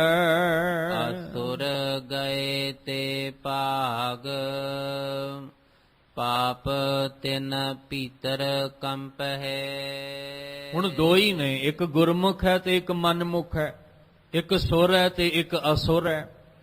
ਕਹਿੰਦੇ ਜਿਹੜੇ ਤਾਂ ਗੁਰਮਤ ਦੇ ਧਾਰਨੀ ਸਨ, ਉਹਨਾਂ ਨੇ ਤਾਂ ਤੁਹਾਡੀ ਕੀਤੀ ਜੈ ਜੈਕਾਰ, ਤੇ ਜਿਹੜੇ ਮਨਮੁਖ ਸਨ, ਅੰਦਰ ਪਾਪ ਨਾਲ ਭਰੇ ਹੋਏ, ਤੇ ਜਦੋਂ ਤੁਸੀਂ ਸਿੰਘਾਸਨ ਤੇ ਬੈਠੇ ਨਾ, ਤੇ ਤੁਹਾਡਾ ਜਿਹੜਾ ਪ੍ਰਤਾਪ ਸੀ, ਜਿਹੜੀ ਤੁਹਾਡੀ ਚਮਕ ਸੀ, ਜਿਹੜੇ ਤੁਹਾਡੀਆਂ ਬਖਸ਼ਿਸ਼ਾਂ ਵਰਤ ਰਹੀਆਂ ਸਨ, ਅਸੁਰ ਗਏ ਤੇ ਭਾਗ, ਉਹ ਜਿਹੜੇ ਅਸੁਰ ਅਵਗੁਣਾਂ ਨਾਲ ਭਰੇ ਹੋਏ ਸਨ, ਉਹ ਭੱਜ ਗਏ, ਤੁਹਾਡਾ ਪ੍ਰਤਾਪ ਝੱਲ ਨਾ ਸਕੇ, ਉਹ ਤੁਹਾਡਾ ਜਿਹੜਾ ਨੂਰ ਸੀ ਉਹ ਝੱਲ ਨਾ ਸਕੇ, ਉਹਨਾਂ ਕੋਲੋਂ ਝੱਲਿਆ ਨਾ ਗਿਆ। ਕਿਉਂ ਨਹੀਂ ਝੱਲਿਆ ਗਿਆ? ਪਾਪ ਤਿੰਨ ਭੀਤਰ ਕੰਪ ਹੈ, ਜਿਹੜੇ ਅੰਦਰ ਪਾਪ ਸੀ ਨਾ, ਉਹ ਕੰਬਣ ਲੱਗ ਪਏ, ਅੰਦਰ ਜਿਹੜੇ ਪਾਪ ਸੀ ਉਹਨਾਂ ਦੀ ਰੂਹ ਕੰਬਣ ਲੱਗ ਪਈ, ਉਹ ਨਹੀਂ ਝੱਲ ਸਕੇ ਗੁਰੂ ਸਾਹਿਬ ਤੁਹਾਡਾ ਪ੍ਰਤਾਪ। ਉਹ ਜਿਹੜੇ ਅਸੁਰ ਮਨਮੁਖ ਸੀ, ਉਹ ਫਿਰ ਤੁਹਾਡੇ ਦਰ ਤੋਂ ਉੱਠ ਕੇ ਭੱਜ ਗਏ। ਕਾਟੇ ਸੋ ਪਾਪ ਤਿਨ ਨਰਹੁ ਕੇ, ਗੁਰ ਰਾਮਦਾਸ ਜਿਨ ਪਾਇਓ। ਗੁਰੂ ਰਾਮਦਾਸ ਪਾਤਸ਼ਾਹ ਜੀ ਤੋਂ ਜਿਨ੍ਹਾਂ ਨੇ, ਇਹਦੇ ਵੀ ਦੋ ਅਰਥ ਨਿਕਲਣਗੇ, ਆਪ ਜੀ ਬਾਣੀ ਨੂੰ ਸਮਝਣ ਵਾਲੇ ਹੋ। ਗੁਰੂ ਰਾਮਦਾਸ ਜੀ ਤੋਂ ਜਿਨ ਪਾਇਓ, ਜਿਨ੍ਹਾਂ ਨੇ ਗੁਰਮਤ ਜਿਹੜੀ ਸੀ ਉਹ ਪ੍ਰਾਪਤ ਕੀਤੀ। ਹੁਣ ਜੇ ਗੁਰਮਤ ਮਿਲੇਗੀ ਤਾਂ ਹੀ ਅਸੀਂ ਕਵਾਂਗੇ ਖਲੋ ਕੇ ਕਿ ਅਸੀਂ ਖੱਤੇ ਬਹੁਤ ਕਮਾਵਦੇ ਅੰਤ ਨਾ ਪਾਰਾਵਾਰ, ਹਰ ਕਿਰਪਾ ਕਰਕੇ ਬਖਸ਼ ਲਿਓ ਹਾਂ ਪਾਪੀ ਵੱਡ ਗੁਨਾਹਗਾਰ। ਜੇ ਗੁਰਮਤ ਸਮਝ ਆਏਗੀ ਤਾਂ ਹੀ ਕਵਾਂਗੇ ਲੇਖੈ ਕਤੇ ਨਾ ਛੂਟੀ ਹੈ, ਖਿਨ ਖਿਨ ਭੂਲਣ ਹਾਰ, ਬਖਸ਼ਣ ਹਾਰ ਬਖਸ਼ ਲੈ ਨਾਨਕ ਪਾਰ ਅਤਾਰ। ਜੇ ਸਾਨੂੰ ਗੁਰਮਤ ਸਮਝ ਆਏਗੀ ਤਾਂ ਹੀ ਅਸੀਂ ਕਵਾਂਗੇ ਕਿ ਮੈਂ ਮੂਰਖ ਕੀ ਕੇਤਕ ਬਾਤ ਹੈ, ਕੋਟ ਪਰਾਧੀ ਤਰਿਆ ਰੇ, ਗੁਰ ਨਾਨਕ ਜਿਨ ਸੁਣਿਆ ਪੇਖਿਆ ਸੇ ਫਿਰ ਗਰਭਾਸ ਨ ਪਰਿਆ ਰੇ। ਹੁਣ ਇੱਕ ਤਾਂ ਅਰਥ ਇਹ ਨੇ ਕਿ ਗੁਰ ਰਾਮਦਾਸ ਜਿਨ ਪਾਇਓ, ਜਿਨ੍ਹਾਂ ਨੇ ਗੁਰੂ ਰਾਮਦਾਸ ਜੀ ਤੋਂ ਗੁਰਮਤ ਪਾਈ। ਕਾਟੇ ਸੋ ਪਾਪ ਤਿੰਨ ਨਰਹੁ ਕੇ, ਗੁਰੂ ਅਰਜਨ ਦੇਵ ਜੀ ਸਿੰਘਾਸਨ ਤੇ ਬੈਠ ਕੇ ਉਹਨਾਂ ਪਾਪ ਕਰਨ ਵਾਲਿਆਂ ਦੇ ਅੰਦਰ ਦੇ ਸਾਰੇ ਪਾਪ ਤੁਸੀਂ ਕੱਟ ਦਿੱਤੇ। ਪਰ ਕਿਹਨਾਂ ਦੇ ਕੱਟੇ? ਦੋ ਵਿਚਾਰਾਂ ਨੇ, ਇੱਕ ਤਾਂ ਭੱਜ ਗਏ, ਤੁਹਾਡਾ ਪ੍ਰਤਾਪ ਝੱਲਿਆ ਨਹੀਂ ਤੇ ਉਹਨਾਂ ਦੇ ਪਾਪ ਰੂਹ ਅੰਦਰ ਕੰਬਣ ਲੱਗ ਪਈ ਵੀ ਇੱਥੇ ਤੇ ਸਾਡੀ ਗੱਲ ਨਹੀਂ ਬਣਨੀ, ਕੁੜਿਆਰ ਕੁੜਿਆਰੀ ਜਾਏ ਰਲੇ, ਉਹ ਤਾਂ ਭੱਜ ਗਏ। ਪਰ ਜਿਨ੍ਹਾਂ ਨੂੰ ਗੁਰੂ ਰਾਮਦਾਸ ਜੀ ਤੋਂ ਗਿਆਨ ਸੋਝੀ ਹੋਈ ਸੀ, ਉਹਨਾਂ ਨੇ ਤੁਹਾਡੇ ਕੋਲ ਆ ਕੇ ਸਾਰੇ ਆਪਣੇ ਪਾਪ ਜਿਹੜੇ ਸੀ ਅੰਦਰੋਂ ਕਟਾ ਲਏ, ਅੰਦਰੋਂ ਪਾਪ ਦੇ ਜਿਹੜੇ ਅਵਗੁਣ ਸੀ ਸਾਰੇ ਨਿਕਲ ਗਏ। ਗੁਰੂ ਅਰਜਨ ਦੇਵ ਪਾਤਸ਼ਾਹ ਜਦੋਂ ਸਿੰਘਾਸਨ ਤੇ ਤੁਸੀਂ ਬੈਠੇ, ਕਾਟੇ ਸੋ ਪਾਪ ਤਿੰਨ ਨਰੋਂ ਕੇ, ਉਹਨਾਂ ਪ੍ਰਾਣੀਆਂ ਦੇ ਗੁਰੂ ਰਾਮਦਾਸ ਜਿਨ ਪਾਇਓ, ਜਿਨ੍ਹਾਂ ਨੇ ਗੁਰੂ ਰਾਮਦਾਸ ਜੀ ਤੋਂ ਗੁਰਮਤ ਪਾ ਲਈ ਸੀ, ਜਿਨ੍ਹਾਂ ਨੇ ਗੁਰੂ ਰਾਮਦਾਸ ਜੀ ਕੋਲੋਂ ਆਪਣੇ ਜੀਵਨ ਦੀ ਜਾਂਚ ਸਿੱਖ ਲਈ ਸੀ, ਤੁਸੀਂ ਫਿਰ ਉਹਨਾਂ ਦੇ ਪਾਪ ਅੰਦਰ ਦੇ ਸਾਰੇ ਕੱਟ ਕੇ ਰੱਖਤੇ। ਇੱਕ ਅਰਥ ਇਹ ਹੈ। ਦੂਜਾ ਅਰਥ, ਗੁਰ ਰਾਮਦਾਸ, ਜਿਹੜੇ ਗੁਰੂ ਤੇ ਰਾਮ, ਜਿਨ੍ਹਾਂ ਨੇ ਆਖਿਆ ਗੁਰ ਪਰਮੇਸ਼ਰ ਏਕੋ ਜਾਨ, ਜਿਨ੍ਹਾਂ ਨੇ ਰਾਮ ਤੇ ਗੁਰੂ ਨੂੰ ਇੱਕ ਸਮਝ ਕੇ ਉਹਨਾਂ ਦੇ ਦਾਸ ਬਣ ਗਏ। ਜਿਹੜੇ ਨਹੀਂ ਸੀ ਬਣੇ ਉਹ ਤਾਂ ਭੱਜ ਗਏ, ਤੇ ਜਿਹੜੇ ਬਣ ਗਏ ਨਾ ਦਾਸ ਗੁਰੂ ਅਰਜਨ ਦੇਵ ਜੀ, ਉਹਨਾਂ ਦਾਸਰਿਆਂ ਦੇ ਤੁਸੀਂ ਸਾਰੇ ਪਾਪ ਹੀ ਕੱਟ ਕੇ ਰੱਖ ਦਿੱਤੇ। ਇੱਕ ਅਰਥ ਇਹ ਜਿਹੜੇ ਨੇ ਇਹਦੇ ਵਿੱਚੋਂ ਸਮਝ ਆਉਂਦੇ ਨੇ। ਭੱਟ ਜੀ ਜਿਹੜਾ ਹੈ ਉਹ ਸਮਝਾਉਣ ਦਾ ਯਤਨ ਕਰ ਰਹੇ ਹਨ। ਸ਼ਤਰ ਸਿੰਘਾਸਣ ਪ੍ਰਥਮੀ ਗੁਰ ਅਰਜੁਨ ਕੋ ਦੇ ਆਇਓ। ਭੱਟ ਜੀ ਕਹਿੰਦੇ ਸੀ ਆਪ ਪਰਮੇਸ਼ਰ ਦੀਓ। ਹੁਣ ਇੱਥੇ ਸਵਈਆਂ ਦੀ ਸਮਾਪਤੀ ਹੈ। ਜੋ ਹੁਣ ਤੱਕ ਸਵਈਏ ਜਿਹੜੇ ਪਹਿਲੇ ਤੋਂ ਲੈ ਕੇ ਪੰਜਵੇਂ ਤੱਕ 11 ਭੱਟਾਂ ਦੇ ਰਾਹੀਂ ਆਪ ਜੀ ਨੇ ਸਰਵਨ ਕੀਤੇ, ਉਹਦੀ ਵਿਚਾਰ ਨੂੰ ਸਮਝਣ ਦਾ ਯਤਨ ਕੀਤਾ।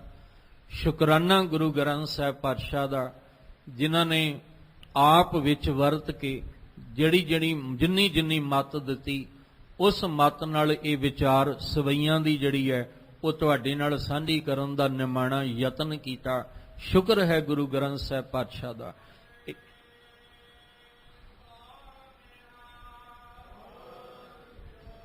ਇੱਥੇ ਆ ਕੇ ਸਵਈਆਂ ਦੀ ਸਮਾਪਤੀ, ਤੇ ਜਦੋਂ ਤੁਸੀਂ ਆਪ ਪਾਠ ਕਰੋਗੇ ਨਾ ਤੇ ਨਾਲ ਹੀ ਲਿਖਿਆ 2 21 9 11 10 10 22 60 ਤੇ ਕੁੱਲ ਟੋਟਲ ਬਣ ਗਏ 143। 143 ਇਹਦੇ ਵਿੱਚ ਕੋਈ ਹੇਰ ਫੇਰ ਨਹੀਂ ਹੋ ਸਕਦਾ, ਕੋਈ ਵਾਦ ਘਾਟ ਨਹੀਂ ਹੋ ਸਕਦੀ। ਇੰਨੇ ਕਮਾਲ ਦੀ ਰਚਨਾ ਗੁਰੂ ਸਾਹਿਬ ਨੇ ਕੀਤੀ ਹੈ। 2 ਦਾ ਅਰਥ ਵੀ ਭੱਟ ਹਰਬੰਸ ਜੀ ਦੇ 2 ਸਵਈਏ ਨੇ, ਤੇ ਜਿਹੜੇ ਹੁਣ ਤੱਕ ਟੋਟਲ ਗੁਰੂ ਅਰਜਨ ਦੇਵ ਪਾਤਸ਼ਾਹ ਦੇ ਆਪਾਂ ਸਰਵਣ ਕੀਤੇ ਨੇ, ਉਹਦੇ ਟੋਟਲ ਜਿਹੜੇ ਆ ਉਹ 21 ਹੋ ਚੁੱਕੇ ਨੇ। ਸਾਰਿਆਂ ਜੋੜ ਮਿਲਾ ਕੇ 143 ਜਿਹੜਾ ਅਖੀਰ ਤੇ ਲਿਖ ਕੇ ਸਮਾਪਤੀ ਕੀਤੀ ਹੈ। ਅਖੀਰਲੀ ਪੰਕਤੀ ਵਿੱਚ ਕਹਿ ਰਹੇ ਨੇ ਸ਼ਤਰ ਸਿੰਘਾਸਨ ਪ੍ਰਥਮੀ, ਕਿਉਂਕਿ ਇਹ ਸਿੰਘਾਸਨ ਪ੍ਰਥਮੀ ਤੇ ਮਿਲਿਆ ਇਸ ਧਰਤੀ ਦੇ ਉੱਤੇ। ਗੁਰ ਅਰਜਨ ਕੋ ਦੇ ਆਇਓ, ਪਰ ਇੱਕ ਪਾਸੇ ਕਹਿ ਰਹੇ ਨੇ ਕਿ ਆਪ ਪਰਮੇਸ਼ਰ ਦਿਓ। ਇਹਦਾ ਮਤਲਬ ਕਿ ਪਰਮੇਸ਼ਵਰ ਨੇ ਗੁਰੂ ਰਾਮਦਾਸ ਵਿੱਚ ਵਰਤ ਕੇ ਆਪ ਸਿੰਘਾਸਨ ਇਸ ਪ੍ਰਥਵੀ ਤੇ ਦੇ ਕੇ ਫਿਰ ਆਪਣੇ ਆਸਨ ਤੇ ਆ ਕੇ ਬੈਠ ਗਏ ਨੇ। ਭਾਵ ਗੁਰੂ ਰਾਮਦਾਸ ਜੀ ਨੇ ਸਰੀਰਕ ਚੋਲਾ ਤਿਆਗਿਆ, ਪਰ ਇਹ ਸਰੀਰਕ ਚੋਲਾ ਤਿਆਗ ਕੇ ਆਪ ਪਰਮੇਸ਼ਵਰ ਦੇ ਰੂਪ ਵਿੱਚ ਗੁਰੂ ਅਰਜਨ ਦੇਵ ਜੀ ਨੂੰ ਸਿੰਘਾਸਨ ਦੇ ਕੇ ਚਵਰ ਛਤਰ ਤਖਤ ਦਾ ਮਾਲਕ ਬਣਾ ਦਿੱਤਾ। ਫਿਰ ਬੈਠਾ ਅਰਜਨ ਜਿਹੜਾ ਗੁਰੂ ਅਰਜਨ ਦੇਵ ਪਾਤਸ਼ਾਹ ਜੀ ਤਖਤ ਉੱਤੇ ਬੈਠ ਕੇ ਸਿੱਖ ਸੰਗਤਾਂ ਨੂੰ ਗੁਰਮਤ ਦਾ ਉਪਦੇਸ਼ ਜਿਹੜਾ ਉਹ ਦੇ ਰਹੇ ਨੇ। ਕਿਉਂ ਦੇ ਰਹੇ ਨੇ? ਕਿਉਂਕਿ ਗੁਰੂ ਰਾਮਦਾਸ ਜੀ ਨੂੰ ਵੀ ਪਰਮੇਸ਼ਵਰ ਮੰਨਿਆ ਗਿਆ ਹੈ। ਸਿੱਖੀ ਅਤੇ ਸੰਗਤੀ ਪਾਰ ਬ੍ਰਹਮ ਪਰਮੇਸ਼ਵਰ ਕਰਕੇ ਨਮਸਕਾਰਾਂ ਕੀਤੀਆਂ। ਉਹੀ ਪਰਮੇਸ਼ਵਰ ਨੇ ਅੱਜ ਗੁਰੂ ਰਾਮਦਾਸ ਜੀ ਦੇ ਰੂਪ ਵਿੱਚ ਗੁਰੂ ਅਰਜਨ ਦੇਵ ਜੀ ਨੂੰ ਸਿੰਘਾਸਨ ਦੇ ਕੇ ਤੇ ਆਪ ਸਰੀਰਕ ਚੋਲਾ ਜਿਹੜਾ ਸੀ ਉਹ ਤਿਆਗਦੇ ਨੇ। ਐਸੇ ਗੁਰੂ ਅਰਜਨ ਦੇਵ ਪਾਤਸ਼ਾਹ ਜੀ ਪਰਥਾਏ ਜੋ ਆਪਾਂ ਸਰਵਣ ਕੀਤਾ। ਤਤ ਵਿਚਾਰ ਯਹ ਮਥਰਾ ਜਗ ਤਾਰਨ ਕੋ ਅਵਤਾਰ ਬਣਾਇਓ। ਜਪਿਓ ਜਿਨ ਅਰਜਨ ਦੇਵ ਗੁਰੂ ਫਿਰ ਸੰਕਟ ਜੋਨ ਗਰਭ ਨਾ ਆਇਓ। ਤੇ ਜੇ ਸਾਨੂੰ ਗੁਰੂ ਤੇ ਪਰਮੇਸ਼ਵਰ ਦੀ ਸਮਝ ਆ ਗਈ ਤੇ ਜੇ ਗੁਰੂ ਗ੍ਰੰਥ ਸਾਹਿਬ ਦੀ ਸਮਝ ਆਈ ਤੇ ਫਿਰ ਸਾਨੂੰ ਇੱਕੋ ਹੀ ਮਾਣ ਦੇ ਵਿੱਚ ਅੰਦਰ ਮਹਿਸੂਸ ਹੋਣਾ ਚਾਹੀਦਾ ਹੈ, ਗੁਰ ਵੱਡ ਭਾਗੀ ਪਾਇਆ, ਐਸਾ ਗੁਰ ਵੱਡ ਭਾਗੀ ਪਾਇਆ।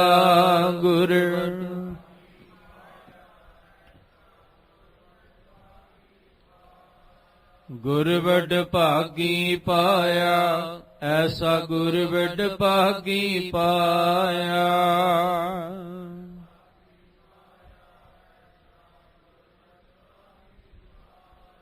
ਭੂਲੇ ਮਾਰਗ ਜਿਨਹਿ ਬਤਾਇਆ, ਭੂਲੇ ਮਾਰਗ ਜਿਨਹਿ ਬਤਾਇਆ।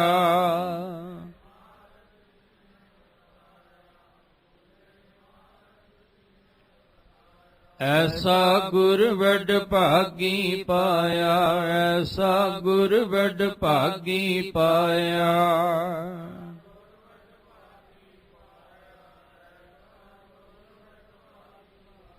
ਗੁਰ ਵੱਡ ਭਾਗੀ ਪਾਇਆ, ਐਸਾ ਗੁਰ ਵੱਡ ਭਾਗੀ ਪਾਇਆ। ਗੁਰ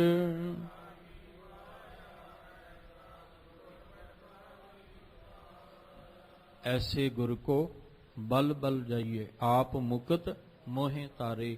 ਸਤਿਗੁਰੂ ਪਾਤਸ਼ਾਹ ਜੀ ਕਿਰਪਾ ਕਰਨ। ਅੱਜ ਦੀ ਵਿਚਾਰ ਕਰਦਿਆਂ ਬੇਅੰਤ ਭੁੱਲਾਂ ਹੋਈਆਂ ਸਤਿਗੁਰੂ ਬਖਸ਼ ਦੇਣ। ਅੱਗੇ ਤੋਂ ਮਿਹਰ ਦਾ ਹੱਥ ਰੱਖ ਕੇ ਨਿਵਾਜਣ। ਸਭਨਾਂ ਨੂੰ ਬਾਣੇ ਬਾਣੀ ਤੇ ਨਿਤਨੇਮ ਦੇ ਨਾਲ ਜੋੜਨ, ਚੜ੍ਹਦੀ ਕਲਾ ਵਾਲਾ ਜੀਵਨ ਬਖਸ਼ਣ ਜੀ, ਤਾਂ ਕਿ ਲੋਕ ਸੁਖੀਏ ਪਰਲੋਕ ਸੁਹੇਲੇ, ਨਾਨਕ ਹਰਿ ਪ੍ਰਭ ਆਪੇ ਮੇਲੇ ਵਾਲਾ ਜੀਵਨ ਬਣ ਸਕੇ। ਸਤਿਗੁਰੂ ਪਾਤਸ਼ਾਹ ਜੀ ਦੀ ਰਹਿਮਤ ਨਾਲ ਇੱਥੇ ਸਵਈਆਂ ਦੀ ਸਮਾਪਤੀ ਹੈ। ਅਖੀਰਲੇ ਪਾਵਨ ਬਚਨ ਆਪਣੇ ਹਿਰਦੇ ਵਿੱਚ ਵਸਾ ਲਈਏ ਜੀ। ਕਾਟੇ ਸੋ ਪਾਪ ਤਿਨਹ ਨਰਹੁ ਕੇ, ਗੁਰ ਰਾਮਦਾਸ ਜਿਨਹ ਪਾਇਓ। ਸ਼ਤਰ ਸਿੰਘਾਸਣ ਪਿਰਥਮੀ, ਗੁਰ ਅਰਜੁਨ ਕੋ ਦੇ ਆਇਓ।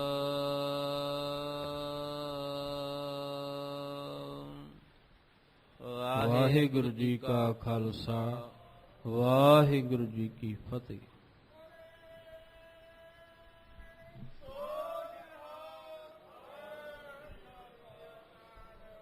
ਰਾਮ ਕਲੀ ਮਹੱਲਾ ਤੀਜਾ। ਆਨੰਦ